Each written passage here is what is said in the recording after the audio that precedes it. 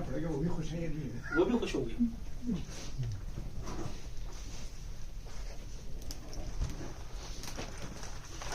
پانی کے صدر صاحب کے لیے نہیں سب کے لیے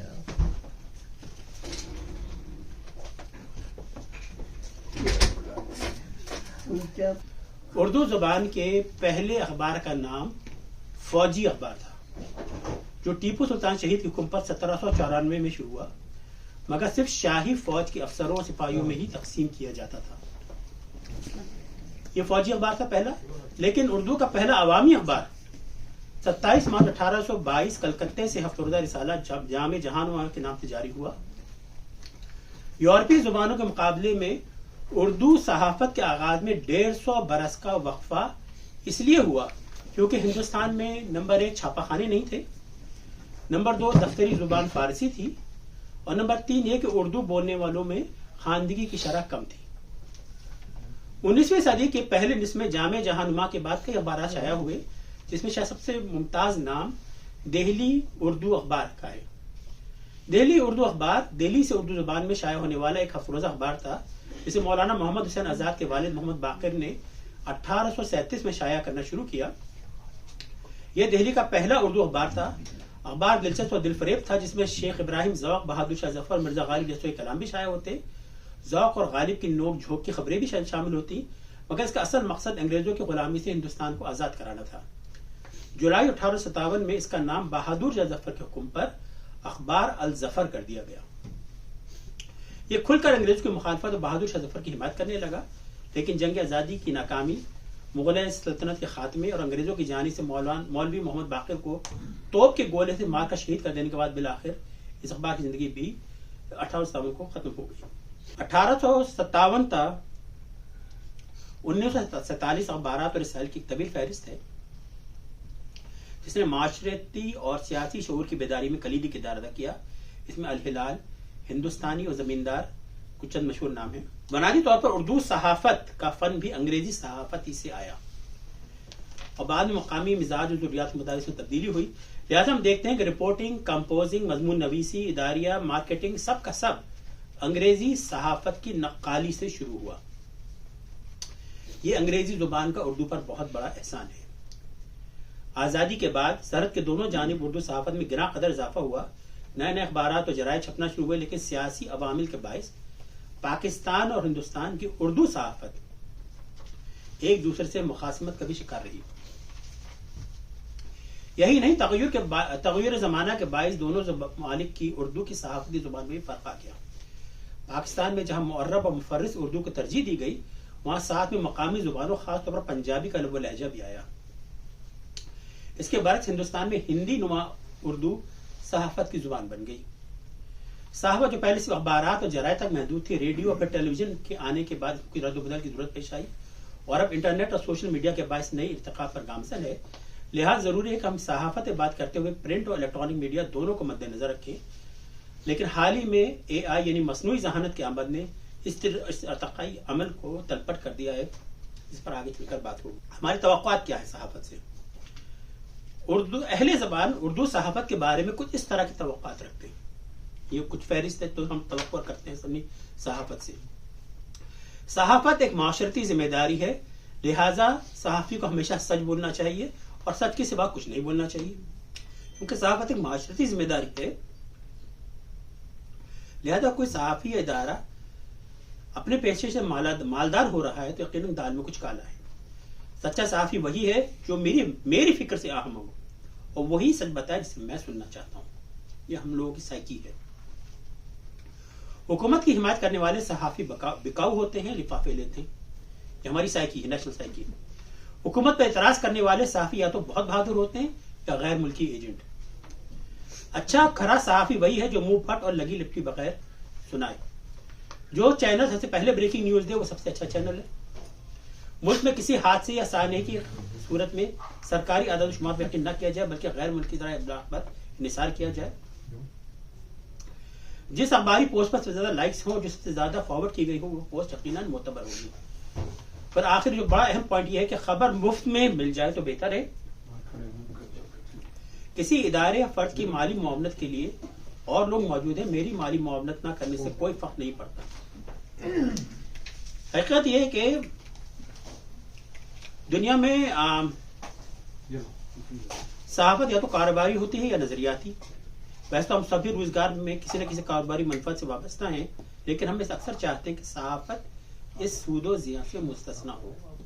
لیکن یہ فکر انسانی نفسیات کے برعکس ہے.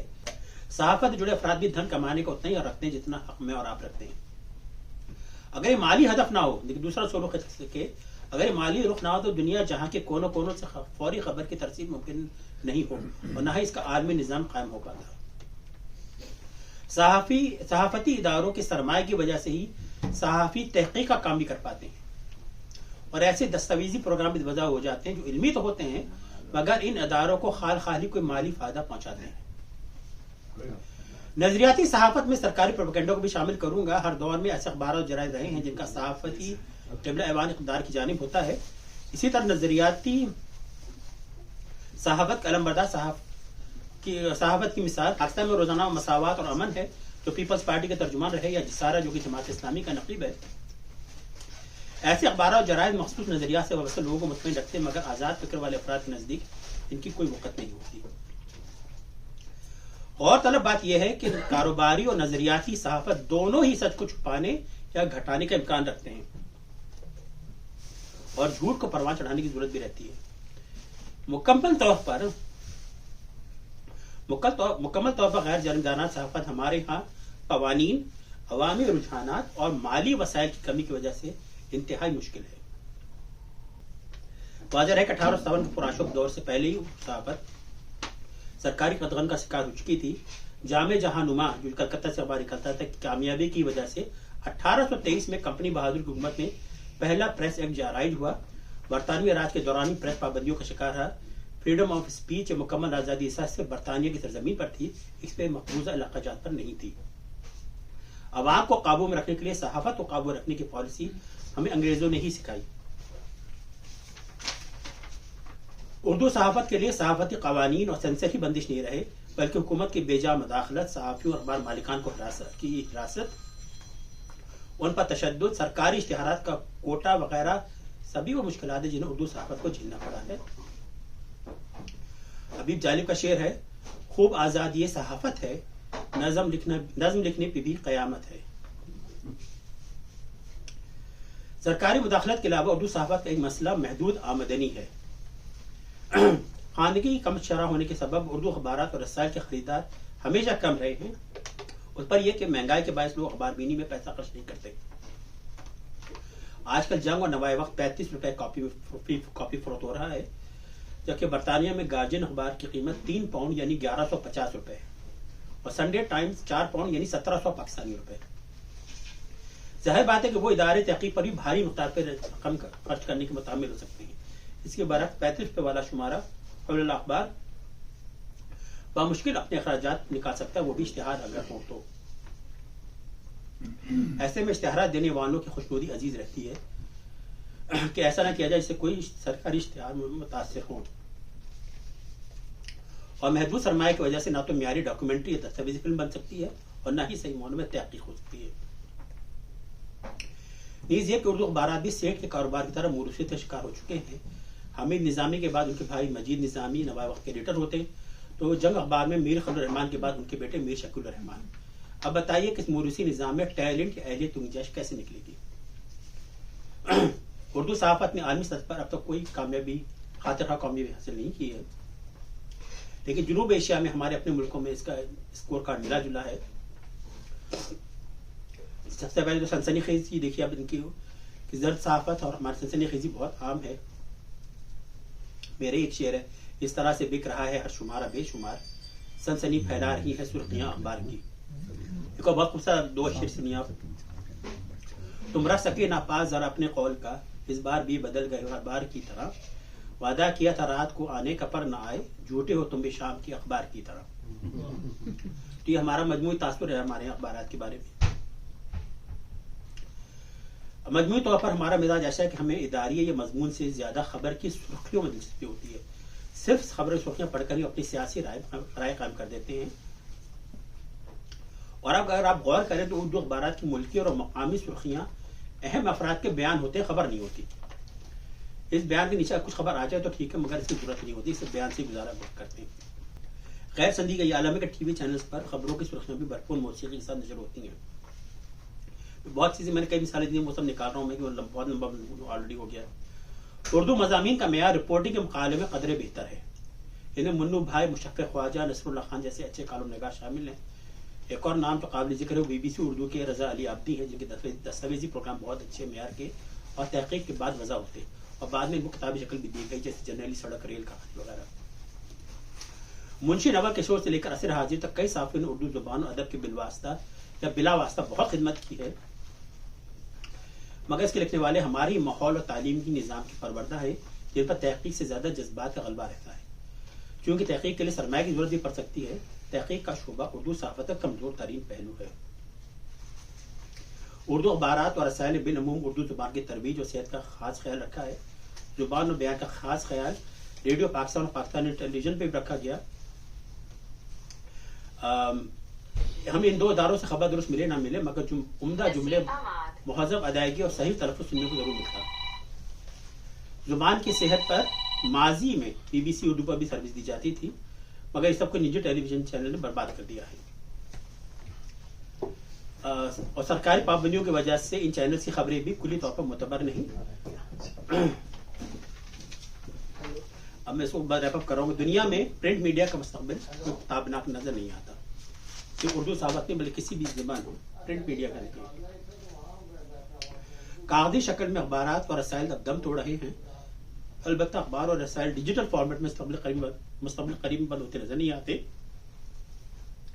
اردو صحافت بھی اس عالمی رجحان سے مستثنا نہیں، لیکن اس دور میں جہاں ہر ایک کو ہر طرح کی خبر کی فوری رسائی دنیا بھر کے ذرائع ابلاغ سے حاصل ہے، اردو صحافت کی بقا کے لیے معیار کو بہتر کرنا ناگزیر ہے، چاہے وہ تحریری ہو، صوتی ہو یا بصری. امریکہ میں NPR اور PBS کے ادارے عوامی مالی معاونت سے، چندے سے چلتے ہیں. ضرورت اس بات کی اس طرح کے ادارے ہمارے ہم بھی بنائے جائیں اور کاروباری حضرات کی جگہ ایسے اداروں کو ٹیکنوکریٹ سے کیا جائے.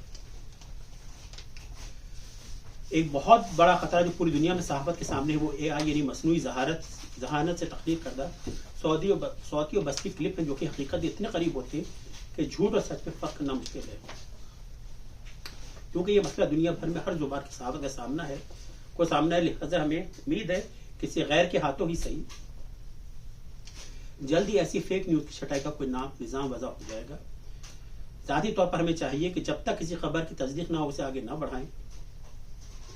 صحیح مسلم کی حدیث ہے کہ نبی صلی اللہ علیہ وسلم نے فرمایا کہ آدمی کے جھوٹا ہونے کے لیے یہی کافی ہے کہ وہ ہر سنی سنائی بات آگے بیان کر دے.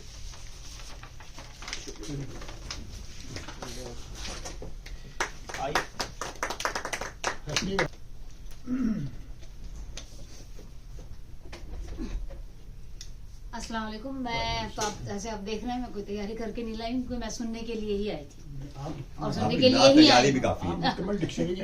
اچھا، لیکن جیسے صحافت کا آپ نے ذکر کیا اور ظاہر بہت سارے اس میں صحافت میں جس چیز نے سب سے زیادہ میں سمجھتی ہوں برِ صغیر کی تاریخ میں جو چیز اہم ہے وہ ہے آزادی کی تحریک.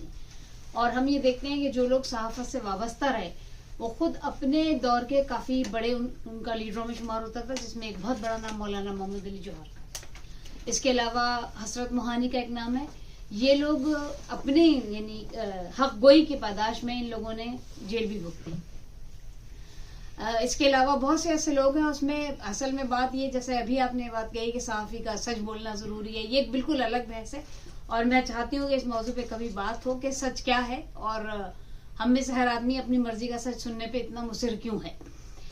لیکن یہ اس کا تعلق ظاہر فلسفے سے ہے. لیکن میں جو بات کہنا چاہ رہی تھی وہ یہ کہ شروع میں صحافت کا معیار جو میں سمجھتی ہوں برِ صغیر میں جو بہت انقلاب آیا، چاہے پرنٹ میڈیا کے ذریعے آیا، انگریزوں کے ذریعے آیا، سر سید کو اس معاملے میں، حالانکہ سر سید کے آنے سے بہت پہلے برِ صغیر میں صحافت کا اجرا ہو چکا تھا، لیکن سر سید جب انگلینڈ گئے 1871 یا کچھ اسی طرح کا زمانہ تھا، تو یعنی بغدر کے بعد گئے، 1857 کے بعد گئے، تو انہوں نے وہاں جا کے وہاں کے معاشروں سے جو چیزیں اخذ کی یا جذب کی اس میں 2-3 چیزیں تھیں. ایک تو تعلیم کا نظام تھا اور دوسرے وہاں کا صحافتی نظام تھا. اس صحافتی نظام کو چونکہ ان کی تحریک بہت زیادہ بیس تھی اصلاح معاشرہ پہ، تو انہوں نے 2 رسالے اخبار ان کے ذہن میں تھے، ایک تھا اسپیکٹیٹر اور ایک تھا ٹیٹلر، اور ان دونوں کی طرز پہ انہوں نے تہذیب الاخلاق رسالہ جاری کیا. میں یہ سمجھتی ہوں کہ شروع میں تو یہ مقاصد بڑے مطلب یہ کہ اچھے تھے، لیکن یہ کہ جہاں صحافت میں سیاست شامل ہو گئی وہاں سچ کو مسخ کرنے کا سلسلہ بھی شروع ہو گیا. مجھے پاکستانی صحافت کا وہ دور بھی یاد ہے جب زید سلیری مرحوم نے بطور احتجاج ڈان کا ایک صفحہ بالکل سادہ چھاپا تھا، کیونکہ پریس کے اوپر بے انتہا پابندیاں تھیں، اور مطلب صحافی جو تھے وہ سیاسی جدوجہد میں اور حق گوئی کے جو معاملہ تھا، چاہے ان کے کوئی بھی سیاسی نظریات ہوں، لیکن حق گوئی کی سزا بھگتنا ہر ایک کے بس کی بات نہیں ہوتی، چاہے آپ جماعت اسلامی میں ہوں یا پیپلز پارٹی میں ہوں. لیکن اہمیت یہ ہوتی ہے کہ آپ کا جو بھی آپ کا سچ ہے آپ اس کے لیے کیا کچھ قربان کر سکتے ہیں. تو یہ جو کردار صحافیوں کا رہا شروع میں، وہ ظاہر ہے کہ اب مفقود نظر آتا ہے اہل قلم میں، لوگوں میں. اس کی وجہ یہ تھی، شاید یہ ہے کہ قلم کو اس سے پہلے جتنے لوگوں نے اپنے ہاتھ میں سنبھالا انہیں ایک اخلاقی ذمہ داری یا مذہبی ذمہ داری کے طور پر انہوں نے اسے اپنایا. بعد میں ظاہر ہے کہ وہ اپنے مقصد سے ہٹ گیا، جو بھی عوامل رہے ہیں. ایک بات بس بات کو ریپ اپ کرنے سے پہلے کہ اس موضوع پہ، صحافیوں کی زندگی کے موضوع پہ بر صغیر میں کچھ فلمیں بھی بنی ہیں، جو کہ میرا خیال ہے کہ کچھ ہم لوگوں کو ضرور دیکھنی چاہیے. ضرور سے میرا مطلب یہ کہ صحافی کا اور معاشرے کا اور خبر کے بکنے کا جو رول ہے ہمارے ہاں، وہ وہ معاشرے کو کس طرح ایک رخ متعین کر دیتا ہے عوام کی سوچ کا. تو جس طرف بھی آپ چاہیں دھارا موڑ دیں.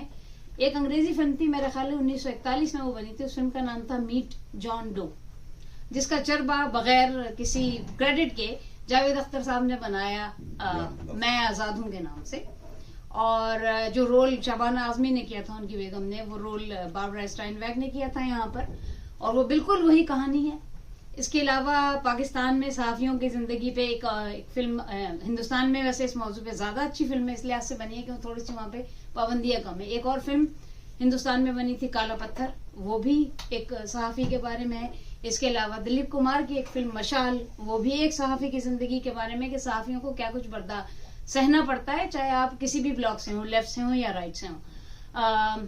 پاکستان میں ایک فلم بنی تھی جس کا ہندوستان میں چربا بنا، میرا خیال اس فلم کا نام تھا دوریاں.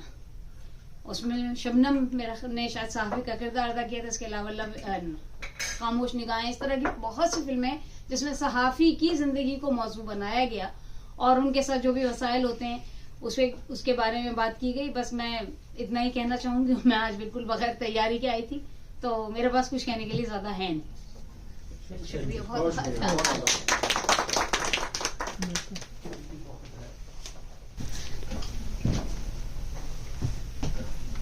پہلے تو معذرت کی، میں نے لکھ کے لگا دیا تھا اردو گھر میں کہ میں نے ڈگری لی ہوئی ہے جرنلزم میں. اس کے بعد مجھے واقعہ بھی یاد آ گیا. میرا دوست تھا اس کے بعد میں CSS کی، آج کل فیڈرل سیکرٹری ہے، ارشد. تو وہ اس میں نے کہا وہ بھی جرنلزم میں، اس نے بھی بیچلر کیا. تو اس میں سوال آیا تھا صحافی کی خوبیاں کیا ہے. تو اس نے آگے سے کہا تھا یار میں نے تو ساری قائد-اعظم کی خوبیاں لکھ دی. تو وہی والی بات ہے کہ آئیڈیلزم ہوتا ہے. مگر میرا خیال ہے کہ ایک آپ کی، جو کہ ہر شخص کی ہر جگہ پہ ہوتی ہے، جتنی جلدی ہم ریئلائز کریں، ایک آپ کی شخصی ذمہ داری ہوتی ہے جو کہ آپ کی اپنی ذات کی طرف ہوتی ہے. پھر ایک آپ کی اپنی فیملی کی طرف ذمہ داری ہوتی ہے، بچوں کی طرف.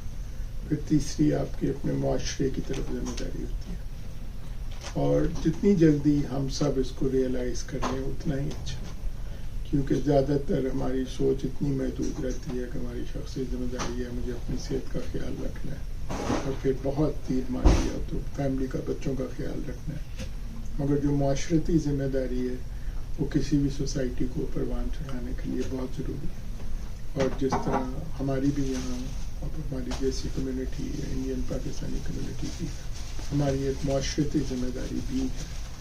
اور اس کو جتنی جلدی سمجھ لیا جائے اتنا اچھا، اور جتنی دیر سے سمجھا جائے اس کے اتنے ہی بھیانک نتائج برآمد ہو سکتے ہیں کہ ہم کو پتہ نہیں چلے ہمارا معاشرہ کہاں جا رہا ہے، ہم کہاں جا رہے ہیں. اور صحافت کا اس میں ایک رول ہے. اور جو کہ جرنلزم کے اندر سے یہ پڑھایا جاتا ہے کہ صحافت کی جو ہسٹری ہے وہ پہلے سولو جرنلزم سے شروع ہوئی، جس طرح مولانا محمد علی جوہر تھے، ظفر علی خان تھا، ان کا اخبار تھا زمیندار. اور ایکچولی اس کی ایک مبہم سی مثال ڈیلس کے اندر بھی ہے کہ فلانے کا اخبار ہے، فلانے کا اخبار ہے. ابھی ہم اس لیول پہ گرو نہیں کر سکے جب ہم سمجھیں کہ ہمارے اجتماعی شعور کے مطابق آگے لوگ گرو کر سکتے ہیں. ہم ایک سوچ سے بلانگ کرتے ہیں، نظریات سے بلانگ کرتے ہیں، اور ہم لوگ ذاتی طور پہ ہماری اتنی محدود سوچ ہے کہ ہم ہمیشہ یہی سوچتے رہتے ہیں کہ پیسے کیسے کمانے ہیں. اور کیونکہ ہمارے ہاں عزت کا واحد معیار دولت ہے تو ہم سمجھتے ہیں کہ پیسے کمانے کے ساتھ عزت بھی آ جائے گی، جو کہ نہیں آتی. خاص طور پہ لانگ ٹرم تو بالکل نہیں آتی. شارٹ ٹرم ہو سکتے ہیں تھوڑی بہت آپ کی نیوسنس ویلیو بن جائے. تو میرا خیال ہے کہ باقی جس طرح رضوان حسنی صاحب نے اس کو بڑے اچھی طرح واضح کیا کہ اردو کے اندر، اور اب دیکھ لیں اخباروں کی ذمہ داری ہوتی ہے، معاشرتی ذمہ داری ہوتی ہے. تو وہی جو اخبار نکلتا تھا، آپ نے اس میں وہ مشہور واقعہ پڑھا ہوگا، اخبار میں خبر آ گئی تھی کہ بھئی وہ ذوق غالب نے جو لکھ کے دیا تھا، سیرا لکھ کے دیا تھا، اے جواب بخت مبارک تجھے سر پر سیرا، اور جن کو دعویٰ ہے سخن کا یہ دکھا دو ان کو، دیکھو اس طرح سے کہتے ہیں سخن ور سیرا. تو وہ اخبار کی خبر آ گئی کہ غالب نے کہ سیرا لکھ دیا شہزادے کے نام پہ، اور اس کے جواب میں ذوق نے جو لکھا تھا، نہیں اس کا آخری تھا کہ ہم سخن فہم غالب کے طرفدار نہیں، دیکھو اس طرح سے کہتے ہیں سخن ور سیرا. تو اس کا ذوق نے جواب لکھا، تو ذوق نے اس کے آخر میں لکھا کہ جن کو دعویٰ ہو سخن. بہادر شاہ ظفر نے اخبار میں پڑھا کہ غالب نے شہزادے کا سیرا لکھا. اب کتنے آپ اندازہ کریں، انگریز سر پہ چڑھتے آ رہے ہیں، لوگ مرتے جا رہے ہیں سائڈوں پہ، انقلاب آ رہا ہے، اینگلو انڈین وارز ہو رہی ہیں، اور بادشاہ سلامت اس پہ غور کر رہے ہیں کہ سیرا کس طرح لکھا. اور پھر اس کے بعد انہوں نے اس کے جواب میں لکھا کہ جن کو دعویٰ سخن کا یہ دکھا دو ان کو، دیکھو اس طرح سے کہتے ہیں سخن ور سیرا. اور جس کے ایکچولی جواب میں غالب نے اپنی جو مشہور غزل لکھی کہ کہتا ہوں سچ کے جھوٹ کی عادت نہیں مجھے. اور آپ کو شاید آپ نے اگر ہسٹری پڑھیں تو وہ زمینے میں شائع ہوئی وہ غزل. تو جب غالب نے جب یہ غزل لکھ کے دی تو وہ اسی شام دلی کے اخباروں میں شائع ہو گئی کہ بہت بڑی خبر آ گئی ہے، مرزا غالب نے ذوق کو جواب دے دیا. تو فالتو لوگوں کے کام ہے یہ، اور اس کا وہی انجام ہوا جو کہ فالتو لوگوں کا ہوتا ہے. بڑا افسوس ہوتا ہے. اور مولوی محمد باقر کا بھی بڑا ختم. محمد حسین آزاد نے انہوں نے سوچا، والد صاحب جو تھے انہوں نے کہا میری آخری خواہش ہے کہ بیٹے سے مل لوں. تو ان کو جا کے جیل کی کھڑکی سے محمد حسین آزاد نے جا کے دیکھا، اور اگلے دن انہوں نے محمد باقر کو مار دیا. تو وہی والی بات ہے کہ ہمیں بھی اپنے پلاننگ کرنی چاہیے. اور جس طرح سڑک بنتی ہے تو سڑک بنانے سے پہلے اس میں تاریں بچھائی جاتی ہیں، پھر بجلی کی تاریں بچھتی ہیں، پھر ٹیلی فون کی تاریں بچھتی ہیں، پھر بجری ڈالی جاتی ہے، پھر سڑک بنائی جاتی ہے، پھر اس پہ گاڑیاں چلتی ہیں.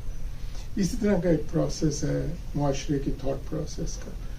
تو ہم لوگوں نے جو سڑک بنائی ہے، نہ اس میں تاریں ڈالی ہیں، نہ اس میں بجلی کی تاریں ڈالی ہیں، نہ اس میں بجری ڈالی ہے، نہ اس کو کوئی راستہ متعین کیا، اور چھلانگ مار کے سوشل میڈیا پہ آ گئے سارے، اور یوٹیوب پہ اپنے بیانات دینے شروع کر دیں.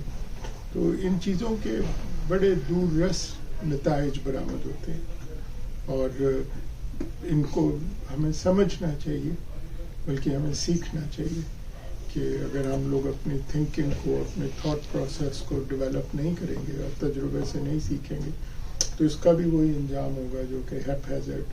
ہم اسی بات پہ خوش ہوتے رہیں گے کہ غالب نے ذوق کو جواب دے دیا، ذوق نے غالب کو جواب دے دیا. انگریز دستک دے رہے تھے دروازے پہ، ٹھیک 3-4 سال بعد انہوں نے آ کے دلی کو ختم کر دیا، سارے معاملہ ہی ٹھپ ہو گیا. تو یہ چیزیں ہیں جو دیکھنی چاہیے، سمجھنی چاہیے. ہسٹوریکلی ایکچولی وہ اخبارات ابھی موجود ہیں، کچھ میرے پاس بھی کاپیاں موجود ہیں 1857 کے اخباروں کی. یہ ایکچولی کسی نے ایریزونا سے گفٹ بھیجا تھا. اس کے والد صاحب نے PhD کیا، ان کی ڈیتھ ہو گئی. وہ کہتا ہے میں تو اس کو بجری پھینکنے لگا، ردی میں پھینکنے لگا، آپ کو چاہیے تو میں بھیج دیتا ہوں. میں نے کہا ضرور بھیج دیں. تو اس نے مجھ سے کہا آپ صرف باغ کے پیسے دے دیں، میں آپ کو بھیج دیتا ہوں. تو وہ اخبار ہیں پڑھنے والے، مگر بڑا افسوس ہوتا ہے آپ جب ان کو پرسپیکٹو میں رکھیں اور جب ان کو اپنے پرسپیکٹو میں دیکھیں، ڈیلس کے اندر ہمارے کوئی اخبار اٹھا کے دیکھ لیں تو کس طرح کا ہمارا فکری انحطاط ہے کہ بالکل آپ کو اپنے اوپر ہونا ہوتا ہے کہ ہم لوگ کس قابل ہیں. بڑے خوش ہوتے ہیں، ہم پتہ نہیں کریم آف دا کنٹری آ گئے ہیں، مگر معاشرے کا کوئی حال نہیں. یہی حال اپنا کا ہے. کسی بھی معاشرے کی آپ نے صحت کا اندازہ لگانا ہو تو آپ دیکھیں کہ اس کی انٹیلیجنسیا کہاں جا رہی ہے. اور انٹیلیجنسیا بلکہ میں اپنی طرف سے نہیں کہہ رہا، ٹائم بھی نہیں یہی لکھا ہوا، تو اس کے اندر آپ دیکھیں تو اپنی اچھا ایک سیلف چیک ہے ہمارے اپنے معاشرے کا کہ ہمارے اخبارات کیا لکھ رہے ہیں، ہم کس طرح کے صحافی پیدا کر رہے ہیں، ہم تھاٹ لیڈرز پیدا کر رہے ہیں کہ نہیں کر رہے ہیں، ہم کن چیزوں کو پروموٹ کر رہے ہیں اپنے ڈیلس کے اندر. اور جس طرح اردو ورڈ شروع کیا تھا تو مجھے ابھی تک یاد ہے، میں نے کہا تھا آج جو لوگ بیٹھے ہوئے ہیں یہ اپنی زندگی میں دیکھ لیں گے ان آپ کو شاید یاد کی اپنی زندگی میں دیکھ لیں گے ان چیزوں کا انجام کہ یہ جو ہم نے بے راہ روی شروع کی ہے، بچے ہمارے سامنے ہی ادھر سے ادھر جانے لگ جائیں گے، معاشرہ جو ہے وہ ٹوٹنا شروع ہو جائے گا. اور اویس بھائی کو آپ نے اپنی زندگی میں ہم نے دیکھ لیا کہ 16 سال کے اندر جو کہ ہم سوچ رہے تھے کہ ہو جائے گا وہی ہو گیا. بالکل ہمارے سامنے بچے ہمارے خودکشیاں کر رہے ہیں، معاشرہ ٹوٹتا جا رہا ہے اندر سے. اور ہم لوگوں نے کوئی انسٹیٹیوشن ڈیولپ نہیں کیے، ہم نے کوئی اخبار نہیں ڈیولپ کیا، کوئی اوپینین لیڈرس نہیں compare to other religious communities جنہوں نے اس کی اہمیت کو ریئلائز کیا. انہوں نے پوری سڑک بلڈ کی ہوئی ہے. اور وہ یہی نہیں ہے کہ سوشل میڈیا پہ آ کے چیخیں مارنے لگتے ہیں. سڑک بنتی ہے، اس میں ٹیلی فون کی تاریں بچتی ہیں، بجلی کی تاریں بچتی ہیں، اس کی راہ متعین ہوتی ہے، پھر بجری ڈلتی ہے، پھر سڑک بنتی ہے، پھر اس کے اوپر گاڑی چلتی ہے. تو ہم لوگوں نے سیدھا سوشل میڈیا پہ چھلانگ مار دی آسان طریقہ. کیونکہ افسوس کی بات ہے کسی بھی معاشرے کے ہم لوگ فکری سطح پہ اگر اپنے آپ کو غلط فہمی کا یا خوش فہمی کا شکار نہ کریں کہ ہم بہت ہوشیار ہیں، ہم ایکچولی فکری سطح پہ کافی پیچھے ہیں، کافی بیکورڈ ہیں باقی کمیونٹیز سے. تو میرا خیال ہے کہ میں آپ سب سے اجازت چاہوں گا اور باقی کوئی بھی مغرب کی نماز پڑھیں، اس کے بعد پروگرام شروع کریں گے.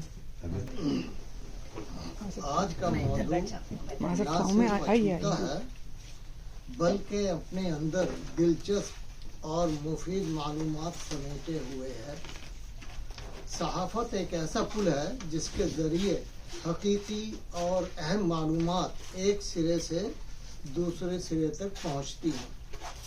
صحافت اس لحاظ سے بھی ایک اہم پیشہ ہے جس میں جھوٹ کی گنجائش نہیں، لیکن فی زمانہ اس میں ایسے لوگ شامل ہو گئے ہیں جنہوں نے دباؤ اور لالچ میں آ کر اس پیشے کو بدنام کر دیا. کاش ایسے لوگ ان عظیم صحافیوں کو یاد کریں جنہوں نے اپنی جانوں کے نذرانے پیش کر کے اس پیشے کی تقدیس کو قائم رکھا. اردو صحافت کب اور کیسے شروع ہوئی اس پر مختلف آراء ہیں. حقیقت یہ ہے کہ 1794 میں ٹیپو سلطان نے اردو میں فوجی اخبار نکالنے کا حکم دیا تھا. 1810 میں کاظم علی نے اردو اخبار، 1821 میں راجہ رام موہن نے میرات الاخبار نکالا. 1823 میں جامع جہاں کا زمیمہ، 1831 میں آگرہ اخبار نکلا. کئی اصحاب مولوی محمد باقر کو پہلا اردو صحافی مانتے ہیں. یہ بہت نڈر صحافی تھے. یہ انگریزوں کے خلاف لکھتے تھے. حکومت کے خلاف لکھنا اتنا بڑا جرم ہوا کہ انہیں توپ سے اڑا دیا گیا. نہ جانے ایسے لوگ سچائی کی خاطر اپنی جانوں کو روک کیوں لگاتے ہیں. قید تنہائی کاٹتے ہیں، سخت ترین اذیت برداشت کرتے ہیں، شاید اس لیے کہ حقیقت سامنے آ جائے. حالانکہ حقیقت اجاگر ہو بھی جائے تو کوئی خاص فرق نہیں پڑتا.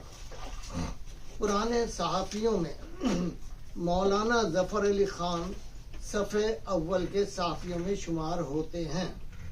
وہ زمیندار اخبار نکالا کرتے تھے. اس کے علاوہ پاکستان سے اور بھی اخبار نکلتے تھے، لیکن زمیندار اخبار کی بات ہی اور تھی. مولانا کا مقام شاعری میں بھی اونچا تھا اور انہوں نے بہت اچھی غزلیں اور نعت وغیرہ بھی لکھی ہیں. ایک مشہور نعت لکھی تو وہ شمع اجالا جس نے کیا 40 برس تک غاروں میں، یہ تقریباً ہر ایک کی زبان پر ہے. ان کا ایک قطع مجھے بہت پسند ہے. کہتے ہیں خدا سے جس کو شرم ہے وہ ہے بزرگ دین. خدا سے جس کو شرم ہے وہ ہے بزرگ دین. دنیا کی جس کو شرم ہے مرد شریف ہے. دونوں کی جس کو شرم نہیں اس کو کیا کہوں. فطرت کا وہ رذیل ہے دل کا کثیف ہے. واہ، بہت شکریہ. ابھی فی الحال جو آپ دیکھیں کہ یہ اتنا مقدس پیشہ تھا، لیکن اس کو ہم نے پیسوں میں اس قدر جکڑ دیا ہے کہ آپ آج کل کے ماحول کو دیکھیے کہ ایک ایک صحافی کے پاس اپنے جہاز ہیں. ایک ایک صحافی کے پاس اپنی پتہ نہیں کتنی پراپرٹیز ہیں اور ان کو بھتہ ملتا ہے. آخر یہ کیا چیز ہے؟ اس کو کاش کہ ہم لوگ سوچیں اور سمجھیں کہ جی یہ ہم کس طرف جا رہے ہیں. یہ پیشہ تو سچائی کے اوپر مبنی ہے، کیونکہ جب تک آپ سچی خبر نہیں دیں گے لوگوں کو حالات معلوم نہیں ہوں گے. تو بہرحال میں یہی اتنا ہی میں نے آج لکھا تھا. اور یہ چونکہ میرا فیوریٹ سبجیکٹ ہے اور مجھے یاد ہے کہ میں بچپن سے اخبار پڑھتا تھا اور بے شمار لوگ اخبار کے صرف اداریہ پڑھتے ہیں، اخبار اسی لیے خریدا کرتے ہیں.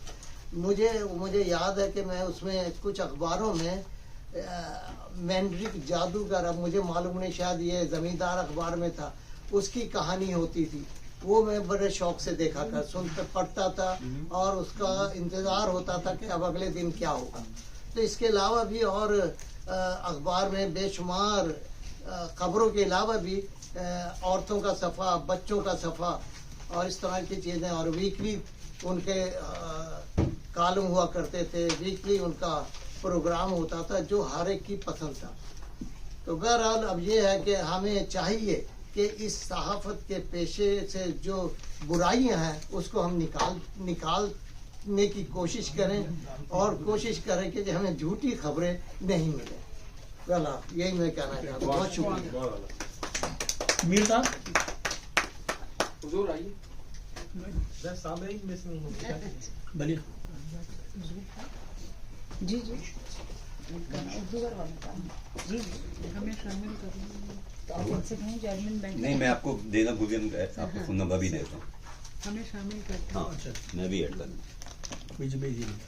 جناب صدر اور معزز حاضرین، السلام علیکم. آج ہم سب یہاں پر اردو صحافت پر اپنا اظہار خیال کے لیے موجود ہیں.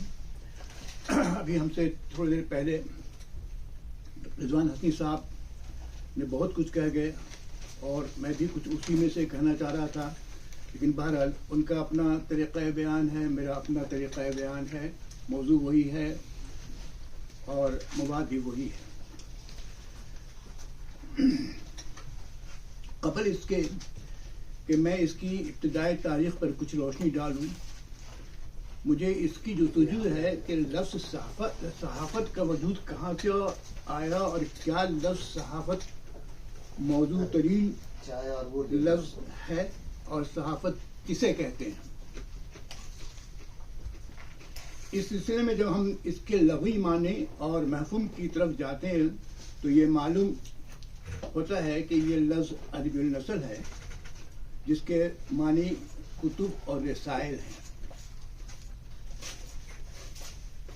انگریزی میں صحافت کے لیے جرنلزم کا لفظ استعمال کیا جاتا ہے، جو کہ ایک لاطینی لفظ ڈیونل کا ہے. اب انگریزی میں جرنلزم کو آکسفورڈ کی ڈکشنری میں جو پیش کہا گیا ہے کہ a record of daily newspaper, اور انسائکلوپیڈیا آف امریکہ کے مطابق journalism is the collection and periodical dissemination of current news and events, or more strictly the business of managing, editing or writing of journals and newspapers. آئیے اب ہم آگے بڑھتے ہیں، اب صحافت اور اردو صحافت کی بات کرتے ہیں۔ اس کے لیے ہمیں صحافت کی تاریخ پر ایک مختصر نظر ڈالنی پڑے گی، اس لیے کہ یہ ایک طویل اور بہت ہی گہری اور وقت طلب موضوع ہے، جو اتنے کم وقت میں اس کو ہم یہاں نہیں پورا کر سکتے۔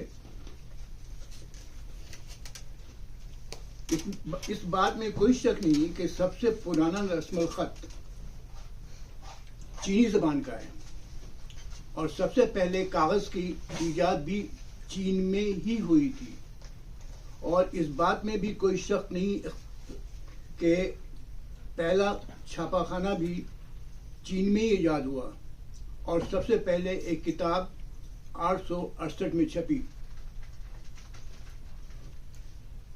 ہندوستان میں ایسٹ انڈیا کمپنی تجارت کے نام سے داخل ہوئی اور آہستہ آہستہ پورے ہندوستان پر قبضہ کر لیا۔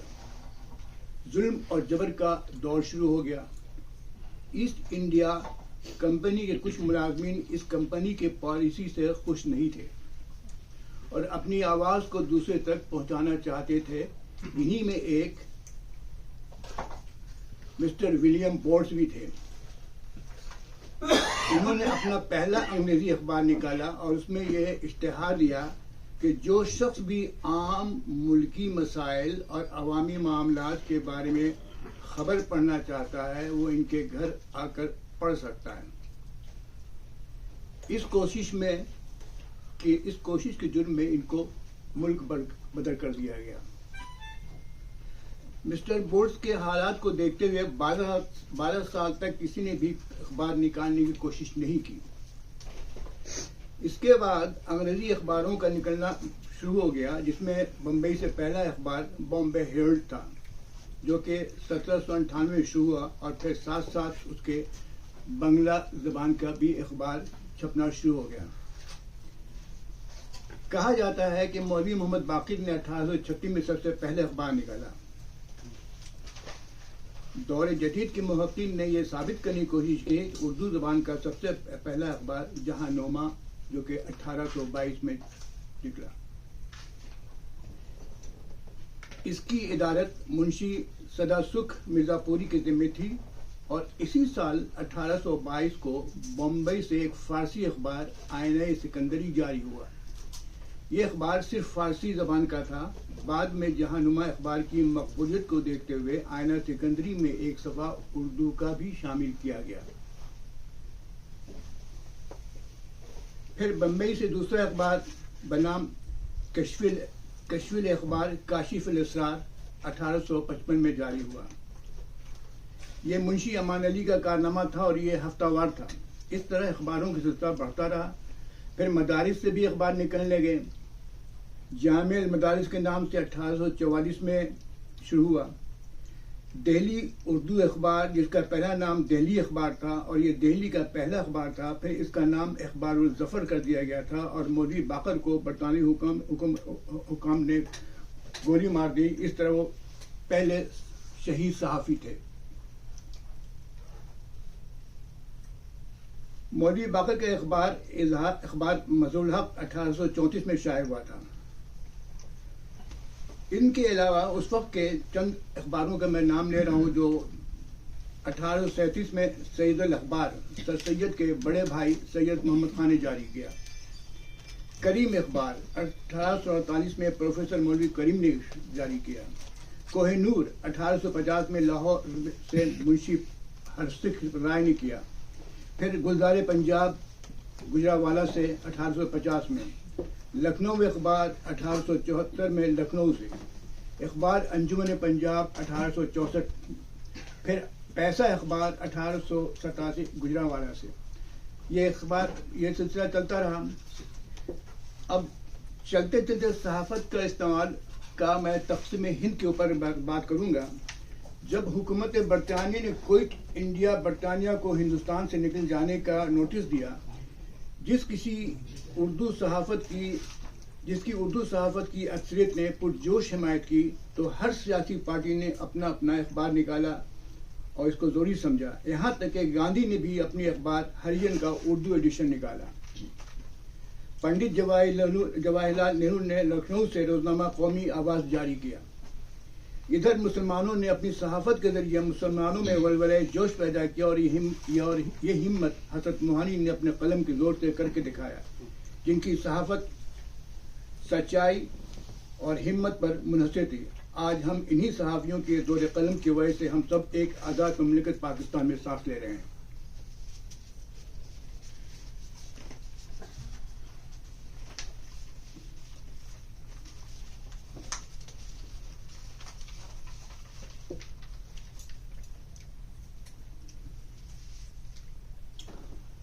آج کے دور میں واقعات یا حقائق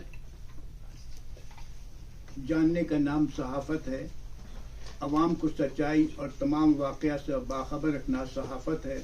صحافت کا سب سے پہلا فرض سچائی ہے، جو اب ہمارے ملک میں نہیں ہے. اب ہماری صحافت بکاؤ ہے. بونٹ اور ڈنڈے کی وجہ سے اس کی کمر جھک چکی ہے، اور ہم ایک انجان کی طرف جا رہے ہیں جس کا کوئی منزل نہیں. ہمیں چاہیے کہ ہم اپنے سچائی کا دامن تھام کے رکھیں، اور جہاں تک ہو سکے سچائی کی طرف توجہ دیں. بس یہیں تک ہوں. شکریہ.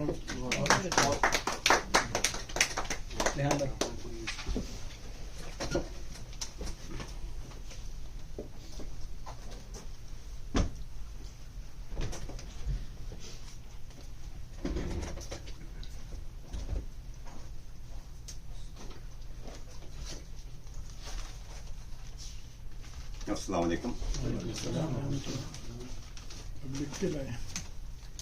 ہاں، یادداشت اب ویسی رہی نہیں تو تھا. آج کی ہماری نشر اردو صحافت پر ہے، اور میں نے جناب رضوان حسنی صاحب سے مشورہ دیا کہ میرا کچھ تجربہ ہے، اس کے بارے میں بولنا پسند کروں گا. تو ان کو پسند آیا، لہٰذا حاضر خدمت ہے. صحاب مرزا صاحب پاکستان کے مشہور صحافی تھے. ان کے ادارے سے 5-6 رسالے، جس میں T V tempo, show business, سچی کہانیاں وغیرہ نکلتے تھے، اور جس میں طارق عزیز، سلیم ناصر، سیما قتل وغیرہ لکھتی تھیں، وہ ایک عرصے سے نکال رہے تھے. ان کا ایک خواب تھا کہ روزنامہ اخبار نکالیں، لیکن اس زمانے میں ڈکلیریشن ملنا ناممکن تھا. انہوں نے اپنی پوری کوشش کر دی، لیکن ممکن نہ ہو سکا. سن 87-88 کی بات ہے کہ قدرت کا کرنا ایسا ہوا کہ ضیاء الحق صاحب کی صدر جو تھے، ضیاء الحق، ان کی اور جنگ کے جو میر خلیل الرحمان تھے، ان کی آپس میں ٹھن گئی. تو ضیاء صاحب جو تھے، انہوں نے کہا میں اس کے مقابلے میں کوئی اخبار نکالوں گا تاکہ ان کو کنٹرول کریں. ایک ٹرسٹ کا اخبار ہوتا تھا مشرق، جس کے چیف ایڈیٹر تھے ضیاء الاسلام انصاری اور مجیب الرحمان شامی. یہ جو تھے دونوں ضیاء الحق کے سمجھے ناک کے بال تھے. ضیاء الحق ان پہ بڑا بھروسہ کرتے تھے. ضیاء صاحب نے ان سے ذکر کیا تو انہوں نے کہا کہ میں ایک آدمی کو، ایک شخص کو جانتا ہوں جو 5-6 رسالے نکال رہا ہو، بڑی کوشش کر رہا ہے کہ اخبار نکالے. لہٰذا انہوں نے ضیاء الاسلام انصاری صاحب کو بھیجا. ساری باتیں طے ہوئیں، سارے معاملات طے کر کے آگے بات چلی. پھر کیا تھا، دیکھتے ہی دیکھتے ٹیلی پرنٹرز کی لائنیں آ گئیں اور اخبار کی تیاری شروع ہو گئی. اخبار کا نام سویرا رکھا گیا. سہام صاحب نے انصاری صاحب کو اور جمال احسانی اور دوسرے لوگ جن کے نام میرے دماغ نہیں، اپنے ادارے میں شامل کر دیا. میں نے پارٹ ٹائم وہاں بیٹھنا شروع کر دیا. میں ان کو داماد ہوں. اب جس آفس میں 10-15 لوگ ہوتے تھے، وہاں 70-80 لوگ کام کرنے لگے. آنا جانا لگا رہا. وہ آفس ایک سمجھے کہ مچھلی بازار بن گیا. سگریٹ کی بو، پان کھا رہے، یہ کھا رہے جیسا ہوتا ہے. اخبار کے لیے بہت سرمایہ چاہیے ہوتا ہے. سام صاحب نے اپنے پیسے پہلے لگائے، اور یقیناً جب شروع ہوگا تو آپ کو اپنے پیسے لگانے پڑتے ہیں. پھر میں نے لگائے. फिर उसके बाद एक दिन बैठे थे तो वो जो ऑपरेटर थी उसका फ़ोन आया कि जी ज़िया साहब का फ़ोन आया, तो वो समझे शायद ज़ियाउल इस्लाम अंसारी फ़ोन कर रहे हैं, तो ज़ियाउल हक का फ़ोन था। ज़ियाउल हक की आदत थी वो अक्सर डायरेक्ट फ़ोन कर देते थे। ऐसे इसके बारे में आप लोगों ने सुना होगा, शायद अवैस को पता होगा कि मोइन अख्तर का भी इसके बारे में एक बड़ा अच्छा मशहूर किस्सा मज़ाया। तो एनी हाउ सदर ज़िया का फ़ोन था, उन्होंने डायरेक्ट फ़ोन किया, वो भी हैरत में रह गए शाम साहब, उन्होंने खड़े हो गए एकदम से, सर जी कहने कि जी आप 1-2 दिन में पिंडी आ जाए आके मेरे उस एडीसी से। बहरहाल वो गए, सारा तय हुआ कि जी अखबार जो है एक हसन स्क्वायर जो कराची से पता है, हसन स्क्वायर के सामने एक रोटी प्लांट होता जो भुट्टो ने लगाया था, वो जगह दी जाएगी, वहाँ प्रेस बनेगा और बाहर दुकानें होंगी जिससे उसका खर्चा निकलेगा। जनाब सब कुछ तय हो गया, अखबार का नाम सवेरा रखा गया और उसके बाद काम शुरू हो गया।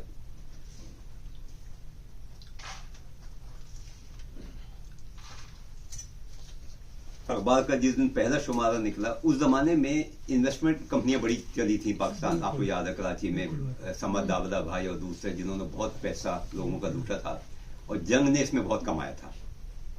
तो पहले दिन की जो सुर्खी दी गई वो मीर खलील रहमान के खिलाफ दी गई और ये कहा गया कि उनकी वजह से ये लोगों का हुआ वो माफी था कि अखबार की सर्कुलेशन बढ़े। तो बहरहाल अखबार अच्छा चलने लगा, आगे बढ़ने लगा। लेकिन वो कहते हैं ना कि किस्मत में कुछ और था। बकौल गुलाम इसाक खान जो सेनेटर थे उनके कि ज़ियाउल हक का जहाज पट गया और वो इस दुनिया से चले गए। उसके बाद मुश्किल वक्त शुरू हो गया, जिस आस में शुरू किया था वो वहीं ख़त्म हो गई। रिसाले पहली तवज्जो ना मिलने की वजह से स्लो हो गए थे और फिर मिर्जा साहब ने अपने दोस्तों से और मैंने अपने दोस्तों से फिर पैसे जमा करने शुरू किए। अच्छा, कुछ बातें आप लोग कुछ समझ आइए, कुछ बातें मैं बाद में बताता हूँ। उस जमाने में कराची में एक पार्टी बहुत मशहूर हो रही थी, नाम ले सकते हैं, ले सकते हैं तो आप समझ गया तो ठीक है। तो उसको सपोर्ट करना शुरू किया। तो उसको जब सपोर्ट किया तो उन्होंने, उसके जो सरबराह थे, उन्होंने हर जलसे में आगे कह दिया ये अखबार जो है ये है, बहुत तारीफ की। तो अखबार मशहूर हुआ, लेकिन चूंकि उस जमाने वो एक मखसूस जमात थी तो दूसरे लोगों ने पढ़ना छोड़ दिया, तो सर्कुलेशन गिरना शुरू हो गई। खैर बड़ी कोशिश की, नहीं हुआ। एक दफा मीटिंग हुई तो मैंने उस दिन बोला, मैंने कहा जी जो सरबराह हैं उनकी एक दिन में 17 हेडलाइंस हैं, तो दूसरे लोग क्या अखबार पढ़ेंगे। तो बहरहाल सीधा चलता रहा। फिर उन्होंने 4 अपने आदमी बिठा दिए, वो अखबार और बैठते ही चला गया। बहरहाल उसके बाद अखबार बंद हो गया। जमात के सरबराह ने जरूर ये ऑफर की कि ये आपका नुकसान बहुत हुआ है, आप ऐसा करें कि एक प्रोविंशियल असेंबली की सीट ले लें। माशाल्लाह माशाल्लाह। तो उन्होंने फिर मुझसे कहा कि भाई मैं वो असल में, चलिए मैं बाद में बोलूंगा, उन्होंने मुझसे बोला कि वो बाद में मैं बोल दूंगा। तो उन्होंने कहा कि भाई मैं तो अपने दोबारा रिसाले शुरू कर दूंगा, तो तुम्हें अगर शौक है चाहिए तो तुम ले लो। तो मैंने जो जवाब दिया वो बाद में बताऊंगा। तो बहरहाल उसके बाद ये कहानी खत्म होती चली गई, फिर करके लोगों के पैसे उतारे और इस तरह से ये चैप्टर क्लोज हो गई। ये मैंने कहा ये सहाफत से जो मेरी जुड़ी बहुत अच्छी कहानी। बहुत अब आप बता दीजिए जो बाद में। वैसे मुझे जो बहुत डरपोक आदमी हूँ। मैं बताऊंगी इसके ऊपर आपको मेरे वालिद का कुछ। अच्छा जी, बिस्मिल्लाहिर्रहमानिर्रहीम, अस्सलाम वालेकुम। आज जितनी भी बातें हुई हैं सहाफत पर बहुत अच्छी हुई हैं और हसनी साहब ने तो बहुत तफसील से बताई बातें। तो तकरीबन 200 साल से ज़्यादा की तारीख है उर्दू सहाफत की। तो अगर हम शुरू से देखें तो जिन लोगों ने सहाफत का आगाज़ किया था उनका ताल्लुक कलम से था और वो इस पेशे में आए, इस काम में आए तो वो एक जज्बा लेकर आए थे। और उस वक्त कौम को बहुत सख्त ज़रूरत थी इस बात की कि लोग अंग्रेज़ों के आने से बड़े मायूस थे, गुलामी की ज़िंदगी थी। तो वो उसको, उस एहसास को, एहसास महरूमी को ख़त्म करने के लिए, जज्बा बढ़ाने के लिए اور ایک اعتماد بحال کرنے کے لیے اس جذبے سے آئے تھے صحافی اور ان لوگوں نے جو کام کیے. لیکن اس کے بعد آج کے دور کو ہم دیکھتے ہیں صحافت میں تو وہ جذبہ نہیں ہے. اب وہ پیشہ بن گیا ہے, کاروبار بن گیا ہے, کمرشل بن گیا ہے. اب جو بھی اخبار چلا رہا ہے اس کا کسی کا تعلق بھی قلم سے نہیں ہے. کوئی صحافی نہیں ہے. صحافی ملازم رکھے ہوئے ہیں اور تنخواہ نہیں دیتے. وہ کہتے ہیں تنخواہ خود وصول کرو. تو وہ بلیک میلنگ کرتے ہیں, پھر کرپشن میں آ جاتے ہیں. مجھے آفر ہوئی, وہی آپ کو بھی آفر ہوئی تو وہ بندے کو دیکھ کے آفر کرتے ہیں, وہ ہر کو بھی نہیں کرتے. تو بہرحال یہ کہ لیکن اس وقت شروع کے صحافیوں میں جیسے ابھی تذکرہ ہوا, پہلا اخبار اردو کا پہلا اخبار فوجی اخبار کو کہا جاتا ہے, لیکن وہ عوامی اخبار نہیں تھا. وہ فوج کے لیے تھا اور فوجیوں کے لیے تھا. فوج کی خبریں ہوتی تھی, اپنے فوجیوں میں بانٹتی تھی, وہ خبریں جاتی تھی, انہیں کے بھی چھپتا تھا.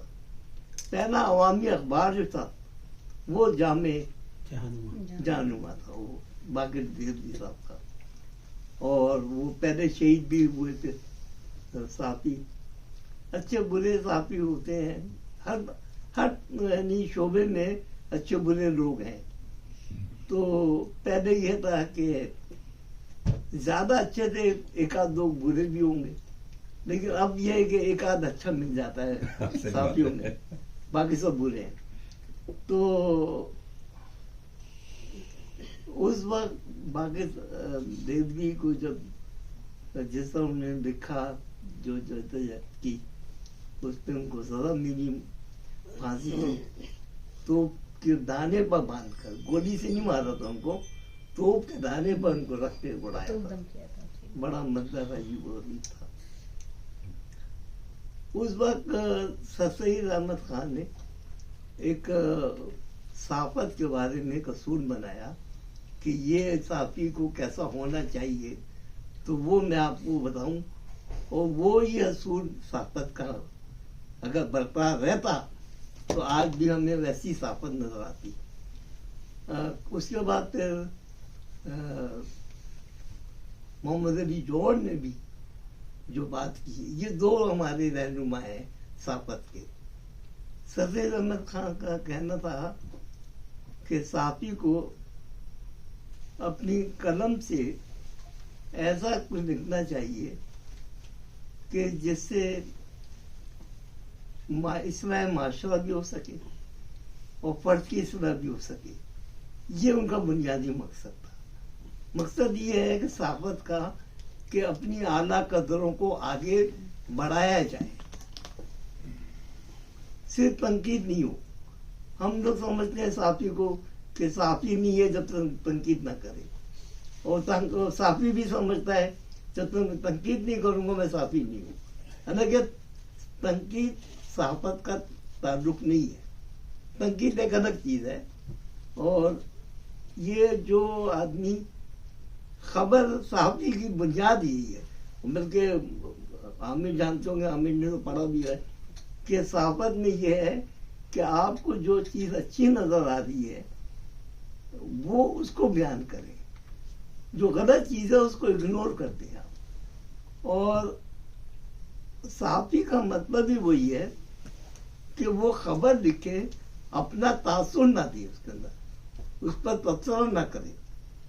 اگر جو صحافی اب ہمارے یہاں ہوتا ہے کہ آن لائن جو ہے یہ سوشل میڈیا پر بھی جو مائک لے کر پھرتے ہیں, وہ خبر تو 2 لائن کی ہوگی اور 10 منٹ کا اس پر تبصرہ ہوگا. تو تبصرہ شامل کرنا صحافی کا کام نہیں ہے. اپنی رائے دینا کہ میرا کیا خیال ہے. ایک صاحب بتا رہے تھے سیلاب آ گیا کہیں, تو وہ سیلاب کا وہ کوریج کر رہے تھے. اس کوریج میں وہ بتا رہا ہے صحافی کہ دیکھیے سیلاب آ گیا, بہت پانی آ گیا ہے, اب دیکھیں قوم کی مطلب کرپشن ہے قوم کے اندر, قوم کا کردار ایسا ہے ہے نا, اس لیے شراب آ رہے ہیں, اللہ میاں ناراض ہو گئے ہیں. اب وہ خبر شراب کی رہ گئی اور وہ تبلیغ شروع ہو گئی, تبلیغ شروع ہو گئی. تو یہ صحافی کا کام نہیں ہے. اور دوسری یہ کہ صحافت نے اب آج کل کے اخبارات نے پاکستان میں خاص طور پر,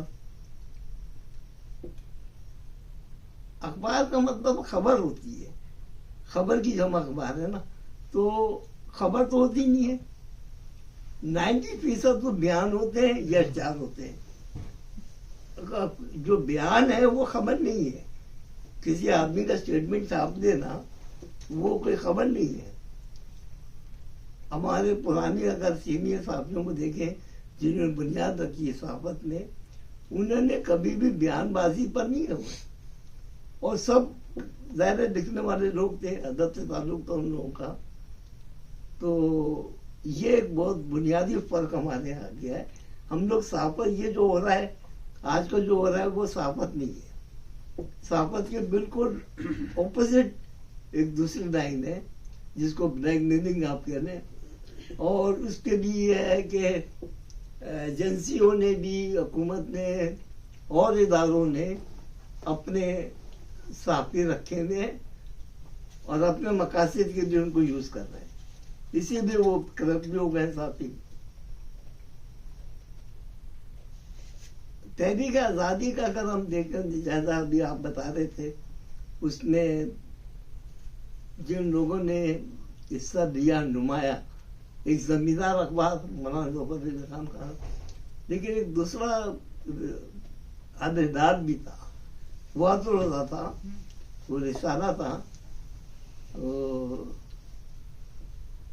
ابو کلام آزاد. اس کے بعد محمد علی جوہر کا ہمدرد, یہ رسالہ تھا, ان لوگوں نے کیا. اور باقی دیکھیں یہ بھی ادب سے تعلق تھی تینوں کا. پھر عبد الماجد دریابادی, انہوں نے لکھا, اپنا اخبار نکالا تھا سچ کے نام سے, وہ بھی بڑا زبردست اخبار تھا. عبد المجید صادق, انہوں نے نکالا اخبار, وہ بھی ان کا تعلق بھی ادب سے. اور اس میں دیکھا جائے تو اخبار نے ادب کے فروغ میں, اردو ادب کے فروغ میں بھی بڑا حصہ دیا. آپ نے جو کچھ بھی وہ لکھا تھا اس میں انویٹیشن میں, اس میں دو چیزیں آپ نے مس کی. ایک تو ادب کی خدمت ہے, اردو اخبارات نے جو ادب کی خدمت کی ہے, ایک کالم نگار اور ایک قطع نگار تھے. اب قطع دیکھیں اگر آپ تو مجید نظامی, رئیس امروی اور پھر آج کل انور شعور, تو یہ تین آدمی بڑے نام ہیں. تو قطع کے, اور قطع بھی ایک نام سے سمجھے کہ آپ حالات حاضرہ پر تبصرہ ہی ہوتا ہے 4 لائن کے اندر, منظوم تبصرہ. پھر یہ کہ وہ لکھنے والے بھی بڑے زبردست تھے, قلم کار جنہوں نے مضامین لکھے ہیں ادب کے, بڑے بڑے لوگوں نے, قاسمی صاحب سے لے کر سلیم احمد صاحب تک, سب نے لکھا. اس نے منٹو نے لکھا, سب نے کالم لکھے ہیں اس میں. تو بہرحال یہ کہ محمد علی جوہر کا کہنا یہ تھا صحافت کے بارے میں کہ صحافی کو ایسا لکھنا چاہیے کہ اگر آئندہ وقتوں میں مورخ کچھ لکھنا چاہے تو اس سے وہ فائدہ اٹھا سکے. تو اب یہ کہ وہ آج کل ایسی کوئی خبر نہیں ہے کہ مورخ کے لیے صحیح ہو, یا تو جھوٹ پر ہوتی ہے, یا اندازے میں ہوتی ہے, یا تبصرے میں ہوتی ہے. تھوڑی سی بات ہوگی اس کو اس پر زیادہ تبصرہ لکھ کر صحافی سمجھتا کہ میں نے بہت بڑا کام کر دیا. اب معاشرے کے اندر اچھائی برائی ہوتی ہے, لیکن صحافی کا بنیادی کام یہی ہے کہ وہ اپنی اعلیٰ قدروں کو آگے لے کر آئے, سامنے لے کر آئے. تنقید یہ ہے کہ تنقید کو اگنور کرنا چاہیے, تنقید ضروری نہیں ہے. اب بھی سوشل میڈیا کے آنے سے تو اور بھی زیادہ بلیک میلنگ شروع ہو گئی ہے, لوگوں نے پیسہ کمانا شروع کر دیا ہے. تو صحافت میں جب پاکستان بنا ہے، قیام پاکستان کے بعد، قیام پاکستان سے پہلے 3 اخبار ایسے تھے جو جب پاکستان بنا اس سے پہلے سے نکل رہے تھے. وہ 3 اخبار لے کے پاکستان بنا تھا، اور 10 سال کے بعد ہوئی ہے اس کی دوبارہ سے اس کا ریڈنگ ہوئی تو پتہ چلا کہ 570 اخبار اس وقت نکل رہے تھے 1957 تک. 57 میں یہ سب حکومت کے ڈکلیریشن دیے ہوئے تھے، اور اب تقریباً 5000 نکلتے ہیں ڈکلیریشن دی ہوئی انہوں نے ان سب کو. اب ڈکلیریشن میں بھی یہ ہے کہ وہ کہتے تو یہی ہے، اس کی شرط یہی ہوتی ہے کہ آپ نے یہ 3 باتوں کے اوپر نہیں لکھنا ہے، اس کے خلاف نہیں لکھنا ہے. ان کے بارے میں ضرور لکھتے ہیں، اسٹیٹ کے خلاف، مذہب کے خلاف اور فوج کے خلاف، اسٹیبلشمنٹ کے خلاف نہیں. وہ فوج بھی یعنی وہ اسٹیٹ ہی آ گئی تو، لیکن لوگ کرتے ہیں، لکھتے ہیں اس لیے کہ ان کو اس کے پیسے ملتے ہیں. تو اس وقت 1928 میں مسلم لیگ کا اپنا اخبار نکلا تھا پہلی بار، اور اس کی سرپرستی کر رہے تھے علامہ اقبال صاحب وحدت کے نام سے. تو 1940 میں نوائے وقت نکلا، اور 1942 میں جنگ نکلا. جنگ ہماری یہ 3 تھے. ایک اور انگلش کا تھا اخبار 1942 میں ہی، جو قائد اعظم نے خود نکالا تھا، ڈان. تو وہ بھی مسلم لیگ کے نمائندہ وہ ہو گیا. تو اس کے بعد پاکستان بننے کے بعد ہر پارٹی نے اپنا اخبار نکالا. جیسے ایک سب سے پہلے نمائے وقت تو مسلم لیگ کا اخبار بن گیا تھا 47 کے بعد. پھر جماعت اسلامی، جسارت، پیپلز پارٹی میں مساوات. امن تو بعد میں آ گیا، امن پیپلز پارٹی کا نہیں تھا، پرو تھا، لیکن مساوات جو تھا وہ پیپلز پارٹی کے فنڈ سے بنا تھا. یہ 2 اخبار. تو وہ جو 4 اخبار میرا خیال ہے 3 اخبار جو آئے،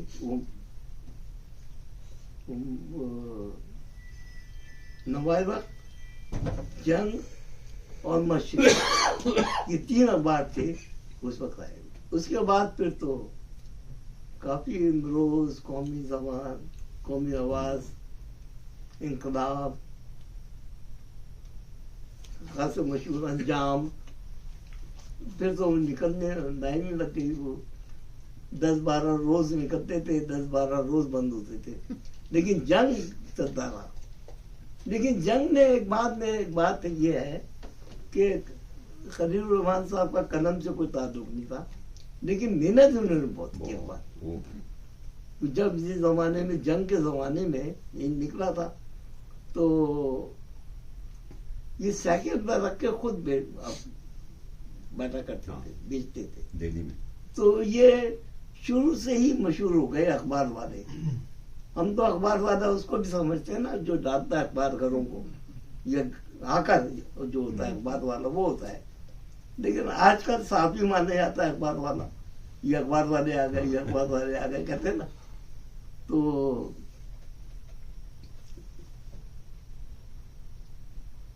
اس کے بعد یہ دوسرے جو نوائے حمید نظامی تھے، یہ بھی قلم والے آدمی تو نہیں تھے، لیکن پیسے والے آدمی تھے.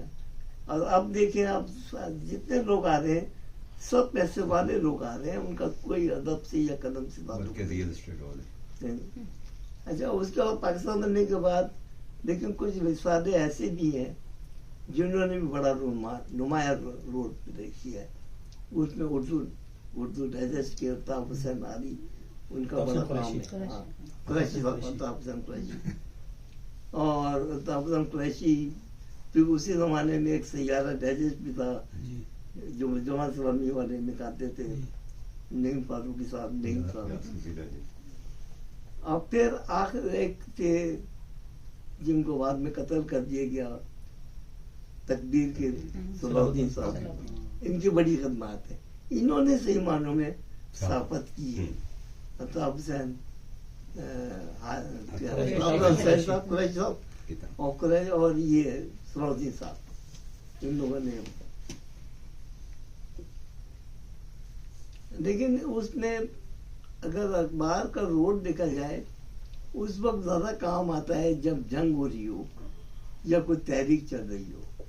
اور تحریک کے زمانے میں بھی تحریک آزادی کے بعد جو پاکستان میں 2 بڑی تحریکیں چلی ہیں، ایک تو وہ جو پیپلز پارٹی کے خلاف، بھٹو کے خلاف پی این اے کی تحریک تھی. اس میں اب تمہیں شاید یاد ہوگا ریاض کو ایک صداقت اخبار تھا. اسے تحریک میں اتنا مقبول ہو گیا کہ ایک شمارہ جنگ اخبار 1 روپے کا بکتا تھا اس زمانے میں، تو یہ صداقت 10-10 روپے کا بکا ہے. اتنی اس کی مانگ بڑھ گئی. اور اس کے بعد ایک تحریک چلی تھی، اس میں بھی اخبارات نے بڑا رول پلے کیا تھا. وہ اردو کی تحریک، وہ تھی اردو سندھی کا جو تحریک چلی تھی. اس سے پہلے اردو کا جنازہ نکلے، اردو کا جنازہ اسمبلی میں سندھی آ رہی تھی نا، سندھی آ رہی، 70-71. تو اس وقت اخبار کا رول تھا. لیکن اخبارات کے معاملے میں زیادہ تر بات یہی ہے کہ یہ ہم نے جس کو دیکھا ہے جب بھی کہ بعض صحافی جو ہے وہ انہوں نے زیادہ کمایا نہیں، بڑی قربانیاں دی ہیں. کیونکہ تھوڑے دن کے بعد مارشل لگ جاتا ہے اور سختیاں شروع ہو جاتی ہیں. وہ اپنی مرضی کی خبریں لگوانا چاہتے ہیں یا ان کا اپنا نظریہ ہوتا ہے. لیکن ایسے لوگ بھی ہیں کہ جن لوگوں نے بڑی قربانیاں دی ہیں. لیکن اخبار کے جو مالکان ہیں انہوں نے بڑے پیسے کمائے. اور آج بھی یہی ہے کہ جو لوگ پیسے دے رہے ہیں وہ بقول عامر سے کے وہ چند دن کی شارٹ ٹرم ہوتی ہے مقبولیت، اس کے بعد پھر ان کو مصیبت ہو جاتی ہے. یہاں کا یو ایس اے میں آ کر جو میں نے دیکھا اوپر کہ یہاں پر اخبار جو ہے وہ سیل نہیں کر سکتے آپ. یہاں تو فری پبلیکیشن میں چلے جاتا ہے تو وہ اپنے ایڈ سے چلاتے ہیں. تو یہاں والے بھی جو ہے وہ کافی پریشانی کی حالت میں ہے. اس میں ایک آخر کی 2-4 بات میں کروں بس، اینڈ کر کے پھر سوال جواب اگر کوئی ہے تو کر لیتے ہیں. کہ وہ جب فنون وہاں پر بند ہوا، ہاں ادب میں دیکھا جائے تو فنون اور ادب کے لحاظ سے وہاں سے لاہور سے نکلتا تھا، اور افکار صاحب لکھنوی صاحب کا کراچی سے نکلتا تھا. تو انہوں نے بھی اس میں حصہ ڈالا ہے. اب پھر اب یہ کہ اب تو یہ اخبارات کا معاملہ لاہور میں پاکستان میں کہ ہر شعبے میں اپنا الگ اخبار نکال دیا. اور اخبار میں اسپورٹس کا الگ ہے، خواتین کا الگ ہے، فیشن کا الگ ہو گیا، پکوان کا الگ ہو گیا، بینک والوں کا الگ ہو گیا. ہر ایک نے اب تو ایک وکیل اخبار بھی آ گیا ہے، اس کا نام ہی وکیل اخبار ہے. تو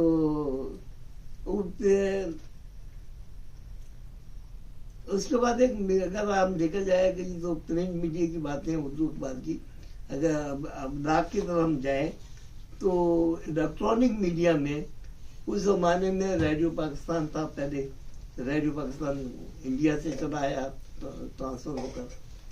اس کے بعد 1964 میں ٹی وی آ گیا. لیکن ان لوگوں نے بھی تھوڑی سی تبدیلی کے ساتھ اس کو صحافت کو آگے بڑھایا. ان کے نزدیک یہ تھا کہ پہلے انفارمیشن، پھر ایجوکیشن، پھر انٹرٹینمنٹ، یہ 3 ٹریک تھے ان کے. اس کے الیکٹرانک میڈیا کے.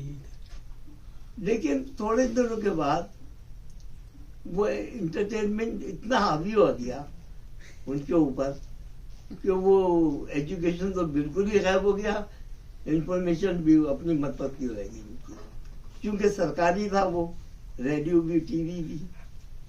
مشرف کے آنے کے بعد البتہ یہ ہوا کہ اس نے تقریباً 80 کے قریب ڈکلیریشن وہ دیے, چینل کھولے, تو اس چینل کے آنے سے تھوڑا سا فرق پڑا. لیکن یہ کہ سرکاری ہونے کی وجہ سے پی ٹی وی کی بھی وہی اہمیت تھی کہ ہر جگہ سرکاری وزیروں کی یا ماشاء اللہ والوں کی خبریں آتی تھی, تو انہی کو پروجیکٹ کرتے تھے وہ. تو اب یہ انٹرٹینمنٹ زیادہ آ گیا. پھر آن لائن آنے کے بعد تو بالکل ہی قومی تباہ ہو گئی. اچھا, آن لائن آنے کے بعد یہ فرق پڑا کہ خبر کی ویلیو بھی ختم ہو گئی. اب جو خبر ہے, خبر کی لائف پہلے پرانے زمانوں میں جب صحافت تھی تو اس کی یہ خبر کی جو عمر تھی وہ کم از کم 24 گھنٹے کی تو تھی. اب تو تقریباً 2 منٹ کی بھی نہیں ہے, آدھے منٹ کی خبر کی ہوتی ویلیو ہے. ہر آدھے منٹ کے بعد آپ کو نئی خبر مل جائے گی آن لائن. تو خبر کو, اخبار کی صحافت کی تو ویلیو ختم ہو گئی. اچھا, اتنی تیزی سے خبریں آتی ہیں اس میں پتہ ہی نہیں چلتا کہ آدمی کتنی تحقیق کرے گا. اس میں 50% تو جھوٹی خبریں ہوتی ہیں. کوئی بھی آپ جھوٹی خبر چلا دیں ہے نا, وہ تھوڑی دیر رہے گی, اس کے بعد پھر وہ دوسری خبر آ جائے گی.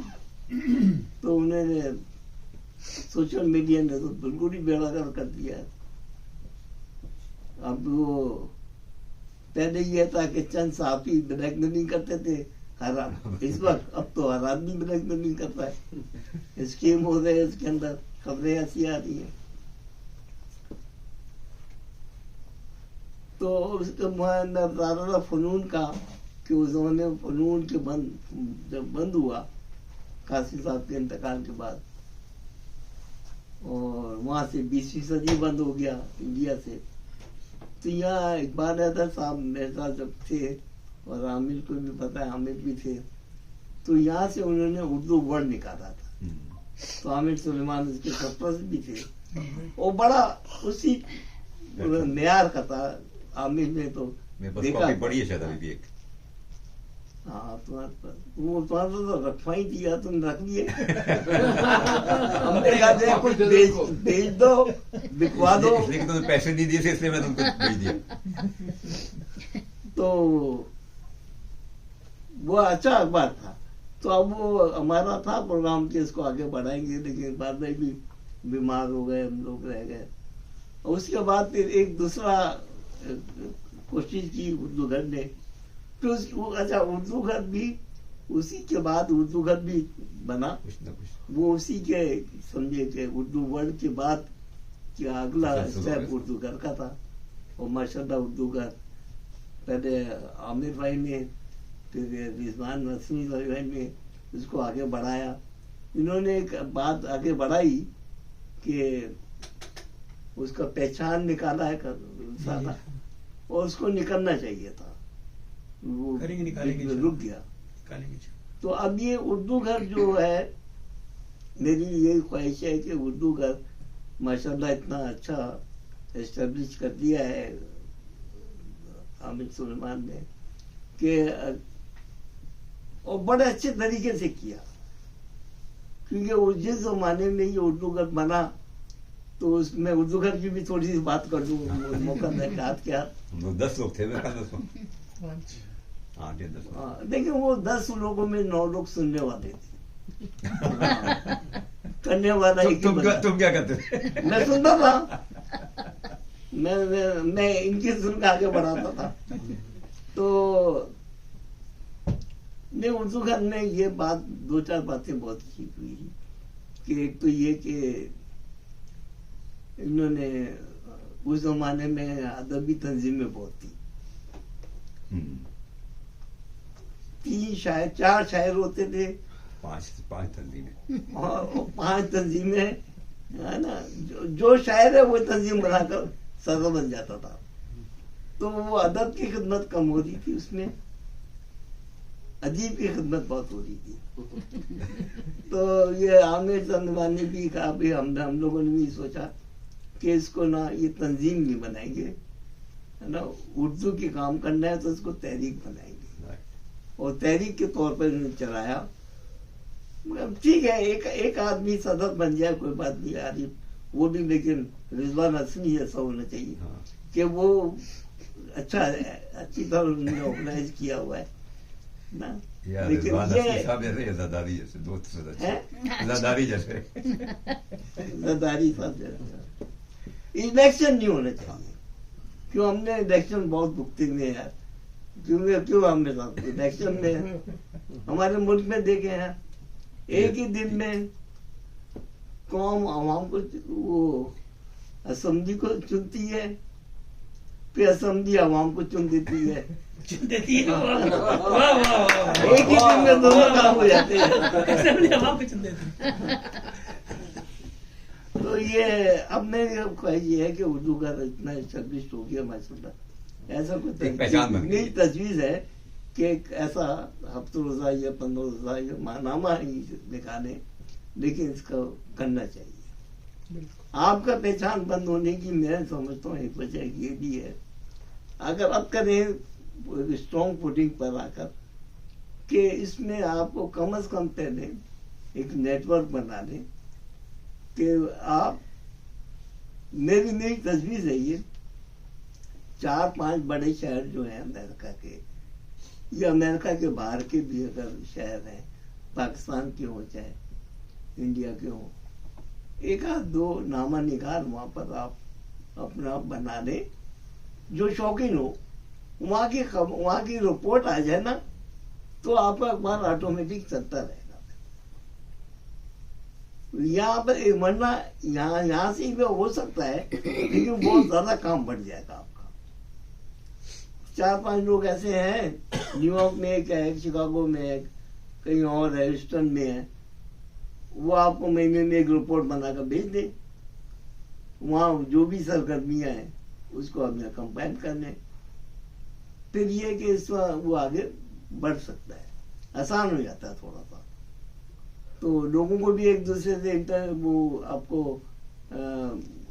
खबरें मिलती रहती हैं, ह्यूस्टन में क्या हो रहा है, उनको यहाँ की मिलती रहेंगी, एक तो ये नेटवर्क हो जाए उर्दू घर का।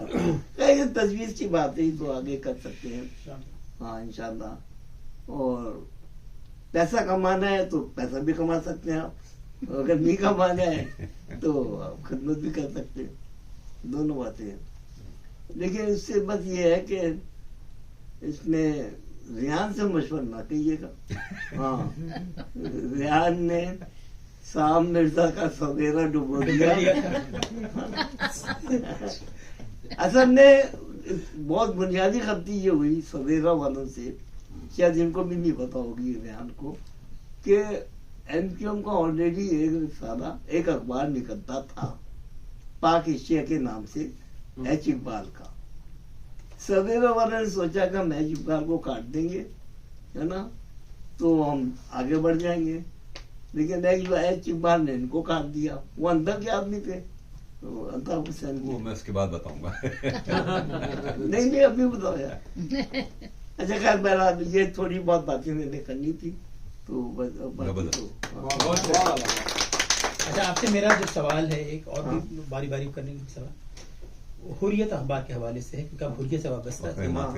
और हुर्रियत अखबार को एक जमाने में गोल्ड स्टैंडर्ड माना जाता था, कि हालांकि वो सबसे ज्यादा फरोख्त होने वाला अखबार नहीं था, जंग था, लेकिन हुर्रियत को मैंने वो जमाना नहीं देखा, तो मैं वाकिफ नहीं हूँ। समझाइए क्या चीज थी जो हुर्रियत को और अखबारों से मुमताज करती थी? लेकिन मैं क्या वो थी जो गोल्ड स्टैंडर्ड था हुर्रियत का? मैं आपको बताऊँ, 2-3 वाक़े मैं आपको बताता हूँ। मैंने वहाँ पर 7-8 साल काम किया है। तो फखरे मातरी थे ना, कौन थे? फखरे मातरी को तो रखा हुआ था, ऐसी नाम के थे वो बानी। एक था असल में डॉन ग्रुप का ये जब कायद-ए-आज़म ने सर अब्दुल्ला हारून से कहकर इसको कराया था। हारून फैमिली का अखबार है, डॉन अखबार। तो डॉन का ये उर्दू वर्जन था, हुर्रियत, डॉन अखबार का ही। एक जमाना ऐसा आया कि जिस जमाने में मैं गया, मेरा असल में सज्जाद मीर साहब से बहुत ताल्लुक था, बहुत गहरा भाइयों वाला ताल्लुक था मेरा। तो सज्जाद मीर को एडिटर बनाया उन्होंने जब, तो सज्जाद मीर साहब जब गए तो बड़े एनर्जेटिक किस्म के एडिटर थे वो नवाब के भी एडिटर है। तो ये अपने साथ पूरी टीम अपनी ले गए। सलीम अहमद ने भी कॉलम शुरू कर दिया, जमान सानी भी आ गए और अनवर मकसूद भी आ गए, फिल्म पेज के इंचार्ज बने थे। तो अनवर मकसूद के साथ मुझे उन्होंने लगा दिया, मैं और अनवर मकसूद करने लगे। तो और दो चार और भी, ये वसुदुल्ला खान जो आजकल टीवी पर आता है, उसने भी हमारे सामने वही ज्वाइन किया था, बाद में इसमें आगे था। हाँ, साजिद अमजद ने भी लिखना शुरू किया। तो ऐसे बहुत से अदीब लोगों को लेकर जमा। फिर एक उन्होंने वहां पर जमीनें निकाले, और उस जमाने में होता ये था कि मैट्रिक का रिजल्ट जब आता था तो किस अखबार का जमीमा पहले आया, ये बड़ी रेस लगती थी। तो हमेशा जंग पहले निकाल देता था। लेकिन जितना सज्जाद मीर के जमाने में ये हुआ दोनों दफा 2 साल से कि ये पहले निकाल के रिजल्ट आकर जमीमा निकाल देते थे। 2-3 जमीने और निकाले इन्होंने। फिर इन्होंने एक दफा मुहर्रम में 1 तारीख से लेकर 10 तारीख तक जमीने निकाले। उसकी अशात जो थी वो तकरीबन 4 लाख। वैसे आम दिनों में हुर्रियत की जो थी सर्कुलेशन वो 17-18 हजार के अखबार की थी, और उस जमाने में जंग की थी तकरीबन 1,25,000। ये डिस्टेंस था। और नंबर 2 था ये अमन के तकरीबन 30,000 के करीब। देलवी क्या नाम था? है देलवी ना पूरा नाम है अजमत देलवी। तो जब ये 2.5-3 लाख जमीमा बिका तो हमीद हारून ने बुलाकर सज्जाद मीर को डांटा, ये क्या कर रहे हो यार? अभी सलीम अहमद का नाम रोज कॉलम चलता था उनका, अनवर मकसूद का कॉलम का।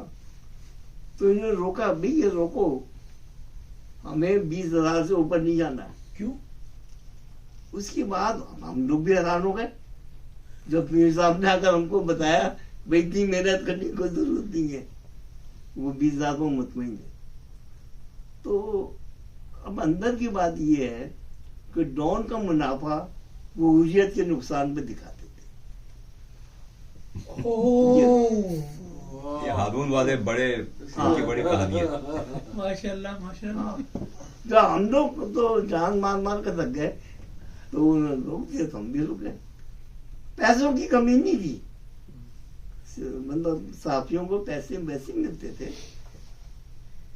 काम ना करने के पैसे मिलते थे, अब मेहनत नहीं करो। तो ये एक अंदर से हमने बात सुनी थी कि वो डॉन का जो मुनाफा था वो हुर्रियत से खर्चे में नुकसान में दिखाते थे कि हमारा सारा नुकसान हुआ हो गया। तो मेरा तो और कुछ सवाल नहीं? आपका सवाल? नहीं, मैं एक जमाने में जर्नलिस्ट बनना चाहती थी। अच्छा, अब बन गया तो बहुत आसान है। तो हमने सोचा कि एमए जर्नलिज्म करेंगे, बट हमारे वालिद ने यूनिवर्सिटी कराची यूनिवर्सिटी जाने की इजाज़त नहीं दी। इस जमाने में हम एमए करना चाहते। तो आप क्या समझते हैं कि जैसे अभी मैं सबकी बातें सुन रही हूँ कि एक जर्नलिस्ट को क्या होना चाहिए, और फिर सबके अलग किस्म के आ रहे हैं कि क्या हैं। आप क्योंकि इस प्रोफेशन में खुद रहे और आपने जब खुद ही प्रैक्टिकली देखा, तो आपकी नज़र में इस ज़माने के जो मुमताज़ तरीन जर्नलिस्ट रहे वो क्या है, उनकी और उनकी क्या कोई खसूसियात थी या क्या पर्सनालिटी थी जिनको आप जज करेंगे कि ये बेहतर थी? मेरे ज़माने में भी हालात ख़राब हो चुके थे, اس لیے کہ میں نے اتنے بوڑھے نہیں ہیں ویسے. میں صحافت میں بھی میں فل ٹائم جرنلسٹ تھا. میں بینکر تھا UBL کے اندر. سر میں بھی ابھی 2 مہینے پہلے تک میں UBL میں تھا. UBL میں. اچھا ابھی میں جی UBL میں. کس سن میں گئی تھی آپ؟ میں نے UBL سٹارٹ کیا تھا 2011 میں اور اب ادھر ڈالاس آنے سے تھوڑا پہلے تک. میں آپ کے سے پہلے آ گیا تھا. مجھے معلوم ہو گیا تھا آپ آنے والے. میں 99 میں چھوڑ کر آیا تھا. اچھا پری پرائیویٹائزیشن میں اسی میں ہوا تھا. اسی وقت گولڈن شیکر. اچھا ماشاء اللہ. اسی لیے ادھر آ گئے. میں اسی میں رہا. ایکچولی میں اسی میں رہا. مطلب گولڈن شیکر نہیں ہوتا. میں UBL میں رہتا تو میں اچھا وہاں پر بینک تو بس ایسے ہی جاتے تھے ہم لوگ. تو میں AVP تھا جب میں وہاں سے آیا پر. تو لیکن میرا زیادہ ٹائم ریڈیو, پریس کلب, اخبارات, میں جنگ میں بھی رہا ہوں تو 7-8 سال تو وہاں بھی کالم لکھتا تھا. انور مقصود خان بھی تو UBL رہے بہت کم عرصے. بہت شروع میں, بالکل شروع میں ان کو فوراً نکال دیا تھا. وہ ایک بار نکل جاتے سمجھے بینک بند ہو گیا. انہوں نے ویسے زیادہ کام اس میں کیا ICP میں. EMI میں کافی. EMI میں تو بعد میں آتے تھے. وہ تو EMI میں شروع میں تھے 70 جب تو انور مقصود بن چکے تھے. 73 اس سے پہلے وہ ICP میں. جی میرے سوال جی ان کے سوال سے ہی میرے ذہن میں آیا. ایک عام تاثر یہ تھا کہ کم از کم جس وقت میں نے کراچی یونیورسٹی میں داخلہ لیا کہ جو لڑکیاں جرنلزم پڑھتی ہیں اور جرنلسٹ بن جاتی ہیں ویسے صحافی پیشے کا انتخاب کرتی ہیں ان کی شادی نہیں ہوتی. جی اور اس میں ہوا یہ کہ جب میں نے BA کیا اور میں کراچی یونیورسٹی میں ایڈمیشن کے لیے ہاتھ پیر مار رہی تھی تو میری بہن نے کہا بتاؤ کس کی شادی ہوئی. سلما رضا کی شادی نہیں ہوئی. صرف ایک فرحات زیدی کی بیوی جرنلسٹ ہے. ہاں رانا فاروقی. یہ سب خواتین جو ہیں ان کی شادی ہی نہیں ہوئی. تو ٹھیک ہے چلی جاؤ جرنلزم میں. اس کی وجہ یہ ہے کہ جرنلزم میں جانے والی خواتین یا جو خواتین صحافت کے پیشے کا انتخاب کرتی ہیں وہ بہت بولڈ ہوتی ہیں, وہ بہت آؤٹ اسپوکن ہوتی ہیں اور ایسی لڑکیوں کو خواتین کو بحیثیت بیوی کوئی برداشت نہیں کر سکتی. کو صحیح بات یہ اور یہ بات ابھی بھی سچ ہے. یہ میں مطلب کچھ طبقات میں ابھی ہر جگہ نہیں لیکن یہ بات ابھی بھی سچ ہے. صحافت میں خیر مجھے کوئی خاص اتنی دلچسپی بھی نہیں تھی لیکن ایک مضمون تھا جو مجھے سوچتی تھی شاید میں یہ پڑھ لوں. بہرحال کوئی اتنی خاص دلچسپی نہ ہونے کے میں نے اردو میں ایڈمیشن لے لی. جی جی بالکل آپ کا اندازہ صحیح ہے. میں آپ کو جواب دوں. آپ کا اندازہ صحیح ہے. آپ 3-4 کو جانتی ہیں, آپ نے انہیں کے نام دیے. جی جی میں 30-35 کو جانتا ہوں جن کی شادی ہوئی ہے. معاف کیجیے.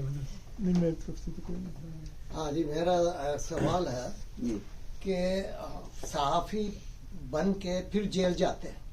کیا آپ نے تاریخ میں دیکھا کہ وہ جیل گیا ہو, بے ایمان آدمی ہو, پھر وہ صحافی بنے اور اپنا اخبار نکالے؟ کبھی آپ نے سنا ہے یہ؟ نہیں ایسا نہیں ہوا. یہ میرے ساتھ بیتی ہے بات.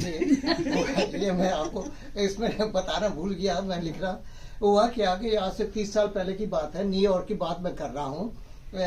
ہم پینسلوینیا میں تھے تو فلاڈیلفیا میں ایک شخص تھا. وہ اس کو امیر بننے کا یا اپنے آپ کو شو آف کرنے کا بڑا شوق تھا. تو اس نے بلکہ کتاب رکھی ہوئی تھی. وہ اکثر اپنی جاب سے نکلتا تو پڑھتا تھا کہ کیسے میں یہ کروں. تو نمبر 1 بدمعاش. اس کا کیا کام کیا تھا کہ وہ دوست بنا لیتا تھا. کوئی لوگ پاکستان جا رہے ہیں تو اپنا سامان وہاں کے وہ کہ چھوڑ کے جانا چاہتے ہیں تو وہ رکھ لیتا تھا اور بعد میں جب وہ چلے جاتے تو ان کا سامان بیچ دیتا تھا. تو اس کا یہ ایک طریقہ تھا. آخر ایک عورت نے اس کو جیل کروائی. ہوا کہ آ کے وہ عورت گئی, اس کے بہن بنا لیا اس نے. تو اس کے پاس بڑی قیمتی چیزیں بھی تھی. بہرحال اس کا سامان اس نے اپنے گھر رکھ لیا. اور جب بعد میں وہ بیچ رہا تھا سامان تو کسی محلے دار نے اس کو جاننے والا تھا. اس نے بھی اس کو کال کیا لڑکی کو کہ تمہارا سامان تو یہ بیچ رہا ہے. تو وہ جناب بھاگی بھی آئی. پھر وکیل کے پاس گئی تو وکیل جو تھا اس کے پاس اس کے کیس اتنے آ گئے کہ یار اس کو میں اب جیل کرنا ہی کرنا. تو وہ جیل گیا.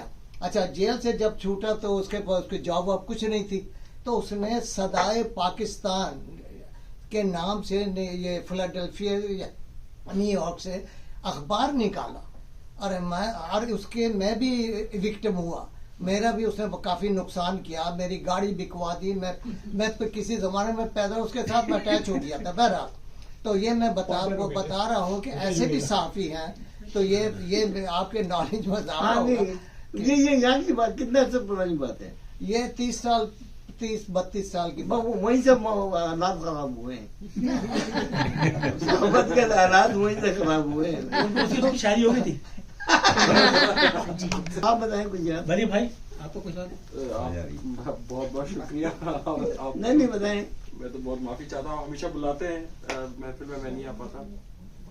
मैं आपसे ये पूछना चाहता हूँ, अब तो ये दौर भी खत्म हो गया। अब तो आप देखिए जियो के हालात देखें, आप ARY के हालात देखें, दुनिया न्यूज के हालात देखें, सब रो रहे हैं और सबको पिंडी से जब तक एड्स नहीं मिलते हैं उसी के ऊपर इनका पूरा बजट चल रहा है। पिंडी और उनके जो उनके सपोर्टिव जो इलीट है। अब इस वक्त तो दौर तो ये तो इलेक्ट्रॉनिक मीडिया के अंदर, मतलब ये प्रिंट मीडिया भी खत्म और क्या कहते हैं हमारा इलेक्ट्रॉनिक मीडिया भी खत्म, ऑलमोस्ट खत्म। यहाँ पे भी हम वही देख रहे हैं। आप CNN, MSNBC, ABC सबका कंबाइंड व्यूअरशिप देखेंगे तो वो फॉक्स, वो सिर्फ एक कल्ट की वजह से अभी फॉक्स है, वरना तो सारा एड के ऊपर है जो स्टेट से मिल रहे होते हैं। अब पूरी का पूरा media all over the world, आप वहां से शुरू करें, पूरे यूरोप देखें, हमारा मिडिल ईस्ट देखें, इंडिया पाकिस्तान देखें, सारा वो उसके ऊपर वो बच्चों के हाथ में चला गया है।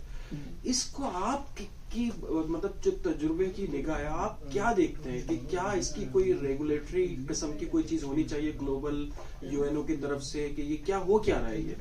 ये तो ऐसा लग रहा है मशरूमिंग हो रही है हमारे मुल्क में अंदर। मसला ये है हमारे मुल्क में, मैं ग्लोबल बात कर रहा हूँ। इसमें हमारे मुल्क में हमने इसलिए कि हम लोग इस्तेमाल उर्दू घर में बैठे ना, उर्दू सहाफत की बात हो, राइट, उर्दू सहाफत क्या बात है? चलो ठीक है, इसलिए अगर ग्लोबल में जाएंगे तो वहां भी बात कर सकते हैं।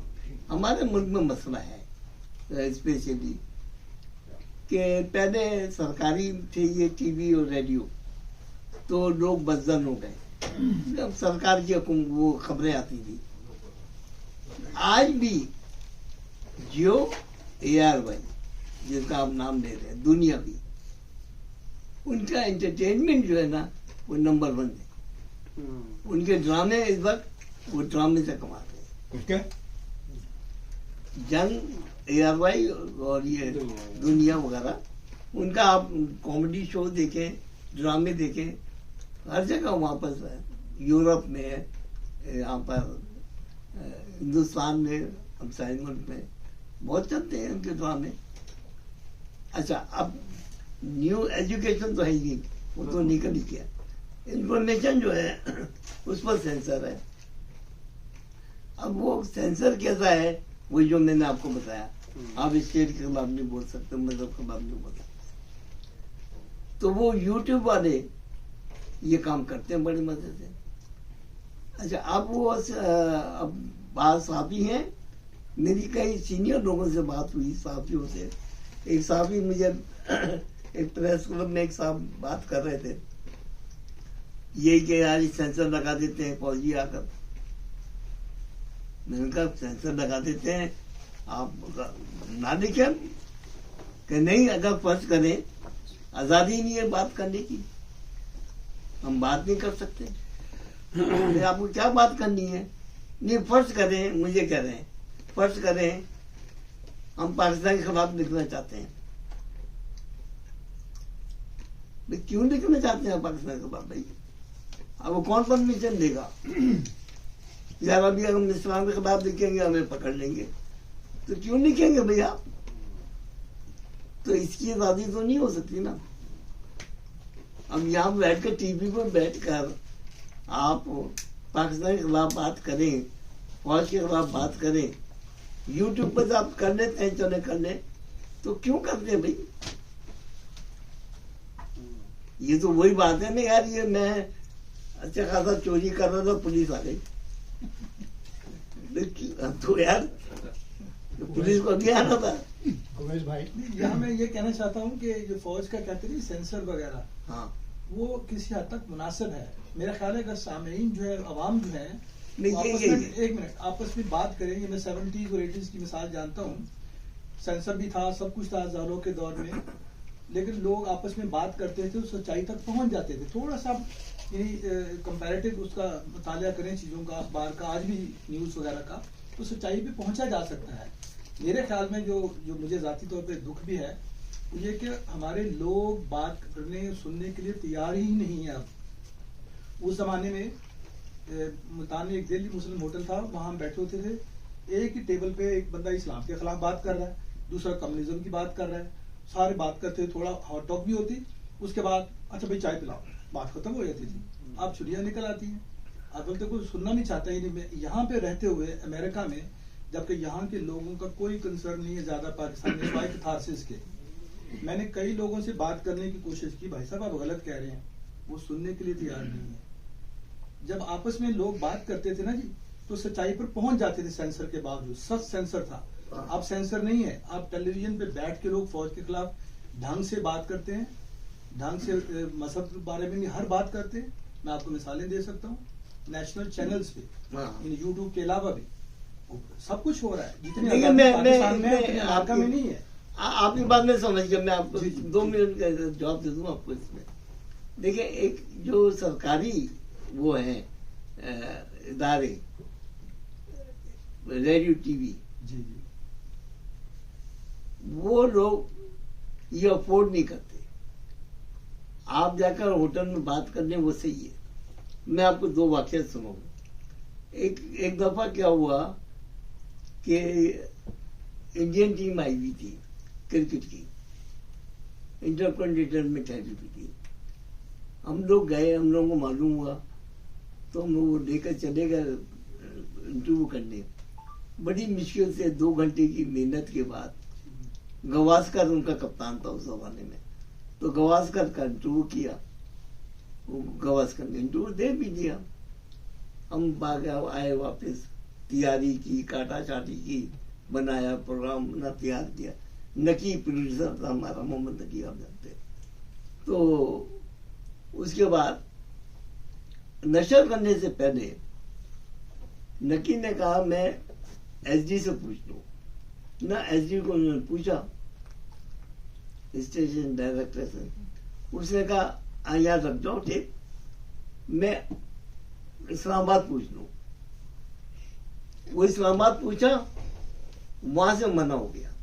گیلانی صاحب تھے، سلیم گیلانی صاحب، ڈائریکٹر جنرل اس زمانے میں، انہوں نے منع کر دیا. گواسکر کا انٹرویو نشر نہیں ہوگا. اچھا، ہمیں تو بڑی تکلیف ہوئی یار اس بات کی. خیر نہیں ہوا نشر. 1 مہینے کے بعد وہ آئے تو میں نے ان سے پوچھ لیا گیلانی صاحب سے. میں اس زمانے میں جنگ میں لکھتا تھا، تعارف تو تھا میرا گیلانی صاحب سے. گیلانی صاحب یہ کیا؟ گیلانی صاحب نے بولا نہیں، ہماری گورنمنٹ کی پالیسی ہے، ہم انڈیا کا کوئی انٹرونیشن نہیں کرتے، کیونکہ ہم لوگ آزادی لے کر آئے ہیں، ہم الگ ہیں. انڈیا کی پالیسی یہ ہے کہ وی آر ون. وہ علیحدہ وہ یہاں سے جو فنکار جاتا ہے، چھوٹے سے چھوٹا فنکار بھی جاتا ہے نا. وہ حسن جہانگیر گیا، وہ ٹی وی آل انڈیا سے انٹرویو ہو رہے ہیں، ٹی وی سے انٹرویو ہو رہے ہیں، اخباروں میں اور سب جگہ. وہ مہندی حسن جا رہے ہیں، منی بیگم، جو بھی جائے، وہ کہتے ہیں کہ ہمارے فنکار ہیں. وہ ابھی تک پاکستان کو الگ تصور، ہم لوگ کہتے ہیں کہ یہ وہ الگ ہے، ہم الگ ہے، یہ ہمارا نہیں ہے. اصل میں یہ اسٹیٹ کی پالیسی کے ایجوکیشن کی پالیسی ہے. اسٹیٹ کی پالیسی. ایک اور میں آپ کو میں ایک اور مثال دوں.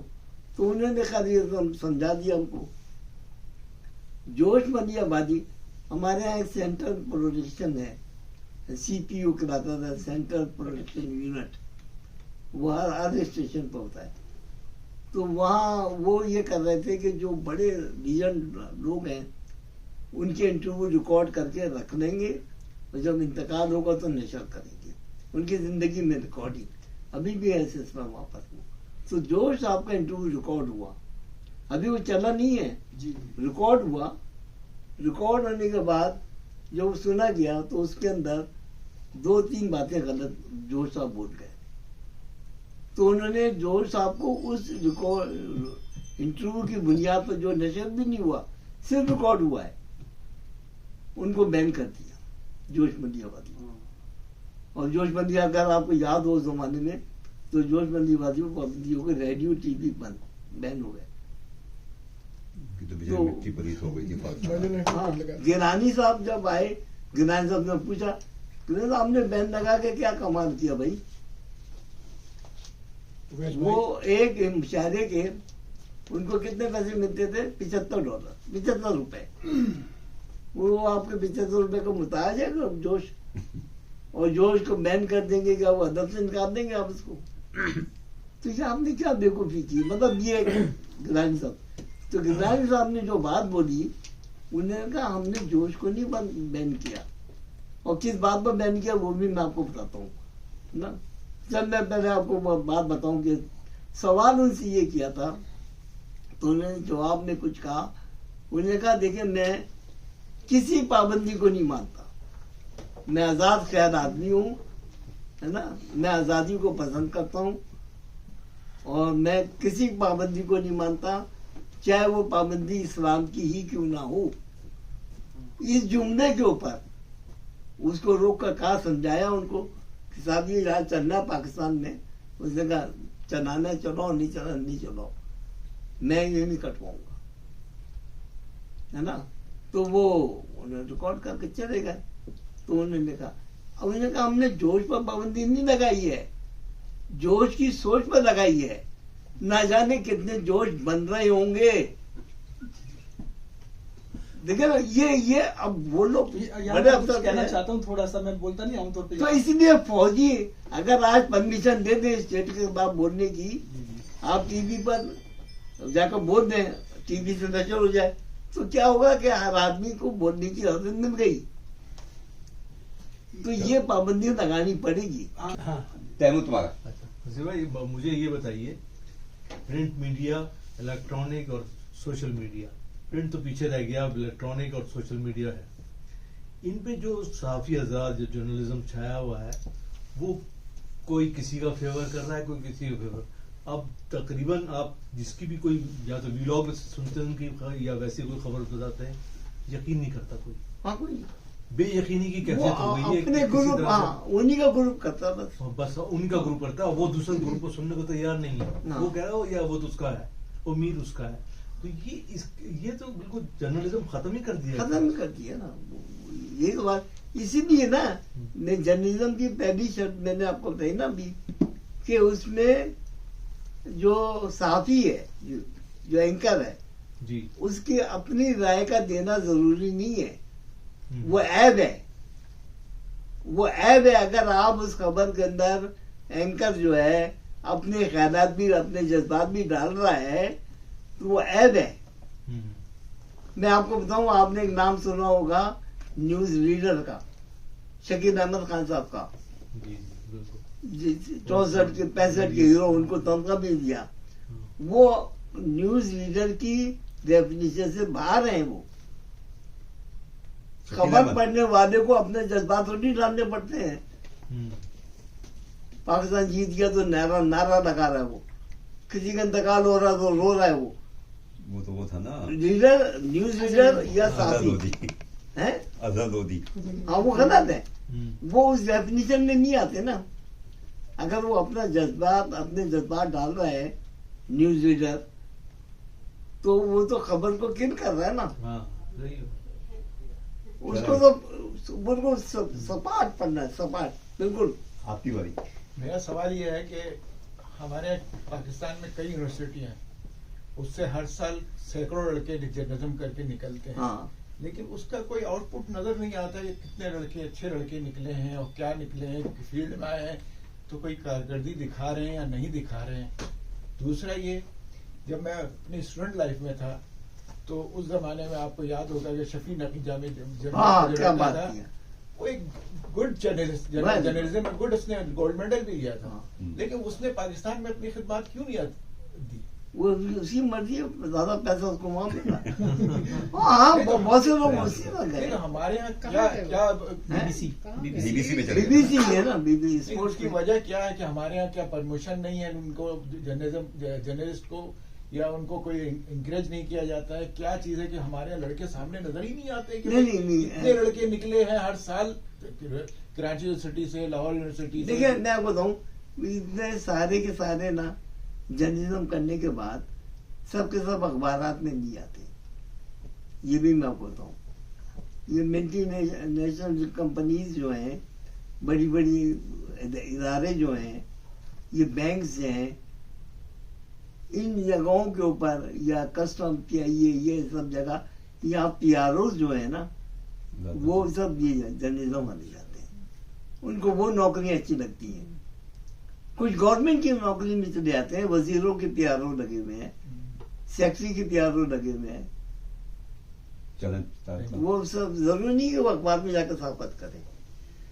میرا سوال نہیں ہے بلکہ جواب ہے آپ کا بھی اور آپ کا بھی، کہ یقین نہیں آتا خبروں پہ. تو اس کی وجہ یہی ہے کہ آزاد چینل بنے ہوئے ہیں اور ہر چینل جو اپنے اپنے حساب سے خبریں دیتا ہے، تو لوگوں کا یقین ختم ہو گیا ہے کہ وہ کس پر بات کریں. ایک تو یہ بات ہے. دوسری آپ کی وہ بات جو کہ پاکستان کے اندر جیو والے، دنیا والے بہترین انٹرٹینمنٹ دے رہے ہیں، بہترین غلط ہے. آپ کو بتاؤں کہ اس قدر بھونڈا مذاق اور بھونڈا انٹرٹینمنٹ ہے پاکستان کے ٹیلی ویژن میں. ایک چھوٹا سا میں بتاؤں، ایک ہے مذاق رات، ایک ہے خبرناک. ختم ہو گیا. کیا یہ دکھا رہے ہیں؟ وہ شکلیں بنا بنا کے آتے ہیں اس کو ہنسانے کے لیے. تو وہ تو ختم ہو گیا نا، وہ اسٹینڈرڈ ہے ہی نہیں. تو کہنے چاہتا ہوں مختصراً یہ کہ ہمارے ملک کے اندر کوئی بھی شعبہ ہو، کوئی بھی ادارہ ہو، خواہ وہ تعلیم کا ہو، خواہ وہ اسپورٹس کا ہو، خواہ وہ جرنلزم کا ہو، اس کی سرپرستی کے لیے کوئی حکومت کے پاس انتظام نہیں ہے. سب کو آزاد چھوڑا ہوا ہے، جو جدھر چاہتا ادھر جاتا. نتیجہ یہ ہے کہ ہمارے یہاں ٹیلنٹس موجود ہیں، اسپورٹس میں بھی ہیں، صحافت میں بھی ہیں، ادیبوں میں بھی، لیکن ان کا کوئی سرپرست نہیں ہے. سرپرست کون ہے؟ ہم ہیں، آپ ہیں. معلوم ہوا ان کی حوصلہ افزائی کر دی، لیکن حکومت کی طرف سے نہیں ہے. نتیجہ یہ ہے کہ ہم دن بدن پستی کی طرف جا رہے ہیں بجائے بلندی کے. اور یہی چیز جو ہے ہمیں لے کے ڈوب رہی ہے پاکستان کے اپنے مستقبل کی امن کو. آگے آئیے، میں یہاں پہ ختم کر رہا ہوں. صحافت میں ایک مثال دو کہ صحافت کیا چیز ہے. پوپ کو دعوت ملا امریکہ سے کہ آپ ہمارے یہاں دورہ کریں. جب وہ چلنے گئے تو پوپ کو اٹلین صحافیوں نے کہا کہ دیکھیے آپ امریکہ جائیے گا تو خیال رکھیے آپ کے بارے میں جو لوگ سوال کریں گے تو اس میں یقینی آپ سے نائٹ کلب کے بارے میں سوال کریں گے، تو ہوشیار رہیے گا. جب وہ امریکہ پہنچے تو سب سے پہلے پوپ نے سوال کیا کہ کیا ہے امریکہ میں نائٹ کلب ہے؟ دوسری اخبار میں نہیں، سوری، صحافی نے سوال کیا کہ آپ کو نائٹ کلب کے بارے میں کیا خیال رکھتے ہیں؟ تو انہوں نے جواب دیا اچھا یہاں امریکہ میں نائٹ کلب ہے. دوسری اخبار میں سرخی آ گئی کہ پوپ نے سوال کیا کہ نائٹ کلب کے بارے میں. تو یہ ہے جرنلزم کی بات ہے. جی دیکھیے یہ ہے جرنلزم. اس کو کہتے ہیں کہ اڑا کے پٹک دینا. اور اسی کو خیال کرتے ہوئے ہمارے ملک میں جو بھی صحافی ہیں ان کو پہچانتے ہوئے جو سیاسی پارٹی ہے، شریف برادران ہے، جو بھی ہوں، انہوں نے اس کو خرید کر رکھا ہوا ہے. ہمارے یہاں سے وہ جرنلزم ختم ہو چکا ہے. اس کی سب سے بڑی وجہ ہے کہ ہم سچائی پہ نہیں ہیں، ہمارے یہاں تعلیم نہیں ہے، تعلیم کا کوئی معیار نہیں ہے. جیو ٹی وی میں پروگرام آتا ہے، جیو ٹی وی اخبار کوئی نہیں بولتا ہے. ARY نیوز اخبار کوئی نہیں بولتا ہے. بریکنگ نیوز اس کا کوئی اردو ترجمہ نہیں بولتا. اسپورٹس نیوز کوئی نہیں بتاتا کہ ریاضی اخبار ہے. تو یہ تو ہم पस्ती की तरफ गए हुए हैं ना, हाँ, खत्म हो गए, पस्ती- इसलिए तालीम का मयार ही नहीं है। नहीं वो तो आप है। फिर आप नीचे देखिए, जो नीचे जो आता है लिखा हुआ, उसकी इमला की गलती देखिए, कितनी गलतियां उसके अंदर होती हैं। तो ये हमारे देखिए यहाँ मैं जब तक हम मैं तालीम तारिक भाई, जवाब मैं- है, सवाल है। नहीं, जब तारिक तक भाई मैं आपको एक बात मैं इनकी बात का जवाब दूं। ना ये सवाल जवाब मैं आपको एक बात बताऊं। देखिए चेंज जो है ना, इंसान के लिए बड़ा मुश्किल होता है एक्सेप्ट करना। अगर आप यहाँ पर बैठकर 1 साल प्रोग्राम कर रहे हैं, आपको कहेंगे अगला प्रोग्राम उस कमरे में करना है, आपको अजीब लगेगा। चेंज फौरन कबूल नहीं होता। हम इतने आदी हो गए हैं इस टीवी के, पहले अखबार के, कि अखबार ना आए तो आपको नाश्ता नहीं मिलता था, नाश्ता हजम नहीं होता था। वो आदी बन जाते हैं। फिर उसके अंदर आपकी आंख सेट हो जाती है, कहाँ पर एदारिया होगा, कहाँ पर हेडलाइन होगी, कहाँ इश्तिहार होगा, सेंट्रल सिटी की खबर कहाँ होगी। आप समझ रहे मेरी बात? हमारी आवाम आदी हो गई है टीवी की खबरें सुनने की। अगर उसके अंदर कोई तब्दीली आएगी ना जरा सी भी, तो आप लोगों को अजीब सा लगेगा, यार ये चेंज क्यों हो गया। इस वक्त इंटरनेशनली न्यूज का सिस्टम यही है, कॉमिक न्यूज आने लग गई है। वो कहते हैं कि खबर के साथ थोड़ी सी कॉमेडी डालो तो खबर पहुंचा दो। इसलिए ये मजाकरात का और ये खबरनाक का या हस्बे हाल का ये तजुर्बा हुआ था। ये करंट अफेयर के प्रोग्राम है, बेसिकली करंट अफेयर के हैं। तो करंट अफेयर के साथ उन्होंने थोड़ा सा कॉमेडी रखी है। एक नया सिस्टम है, ये नया स्टाइल है ये। जैसे एक जमाने में कार्टून होता था जरूर। कार्टून क्या होता था? करंट अफेयर का ही होता ना कार्टून। नजमी अजमी जो बनाते थे अजीज कार्टूनिस्ट वगैरह, नजमी थे। हाँ तो वो यही होता था ना। तो ये कॉमिक का है। तो अब ये है कि लोगों का अब खबरें ऐसी हैं कि अब लोगों का ये जो पैटर्न है खबरों का, अब नीचे पट्टी आना, अब ब्रेक न्यूज आना, अब बंद करेंगे आपको अजीब सा लगेगा, यार कुछ चेंज हो गया, वो मजा नहीं आया। आप लोग उसके आदी हो गए। अच्छा मैं बोलूं? अब बोलो मैं अभी आप लोगों ने जो बातें की ना, उस पर मैं एक बात बता देता हूँ कि ये जो आपका ख्याल है ना कि हम नीचे जा रहे हैं, ये सब फलसुदा बातें हो गई हैं, या ये कागज, ये स्टैंडर्ड। इस वक्त 250 मिलियन लोग क्रिएटर्स हैं यूट्यूब और उसमें टिकटॉक वगैरह में, और जितना पैसा मिल रहा है, अगर आप समझते हैं ऊपर जाएगा तो आप लोग काम ख्याली में, चाहे आपने सबने जो बातें की ना। अभी एक वो शो आता है ताबिश हाशमी का, हाँ। उसमें वो आया था वसीम अकरम। हाँ तो वो मैं देख रहा था, ताबिश हाशमी ने बताया कि शारजा जो क्रिकेट ग्राउंड है वो वसीम अकरम का समझे एक होम ग्राउंड है, बहुत जीता वहां पे। हाँ तो कहने मैं आया तो लोगों ने थोड़ी तालियां बजाई, उसके बाद वसीम अकरम आया तो थोड़ी ज्यादा तालियां बजी। कहना उसके बाद ये कोई टिकटॉकर आया, उसका नाम लिया तो ऐसी तालियां बजी है कि क्या वसीम। ये दुनिया जहां जा रही ना पैसे के पीछे।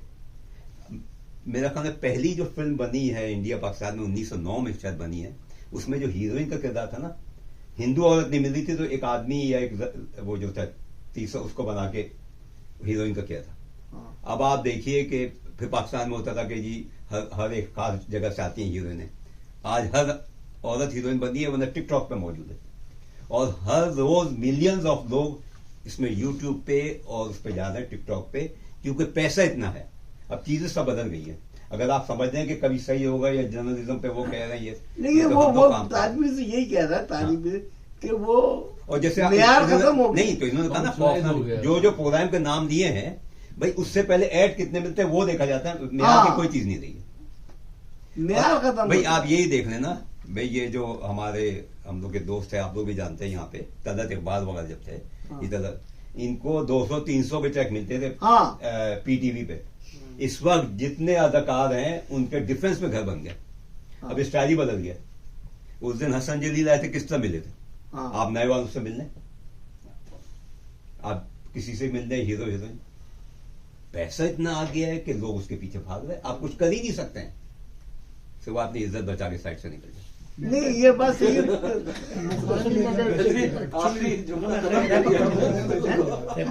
पैकअप करते भी ये बंद करते, फिर मैं अपनी बात बता दूं जो मैं कह रहा था। आज खत्म आप बता दो। चलिए जनाब, शुक्रिया। इसको- बहुत बहुत शुक्रिया। बहुत बहुत शुक्रिया।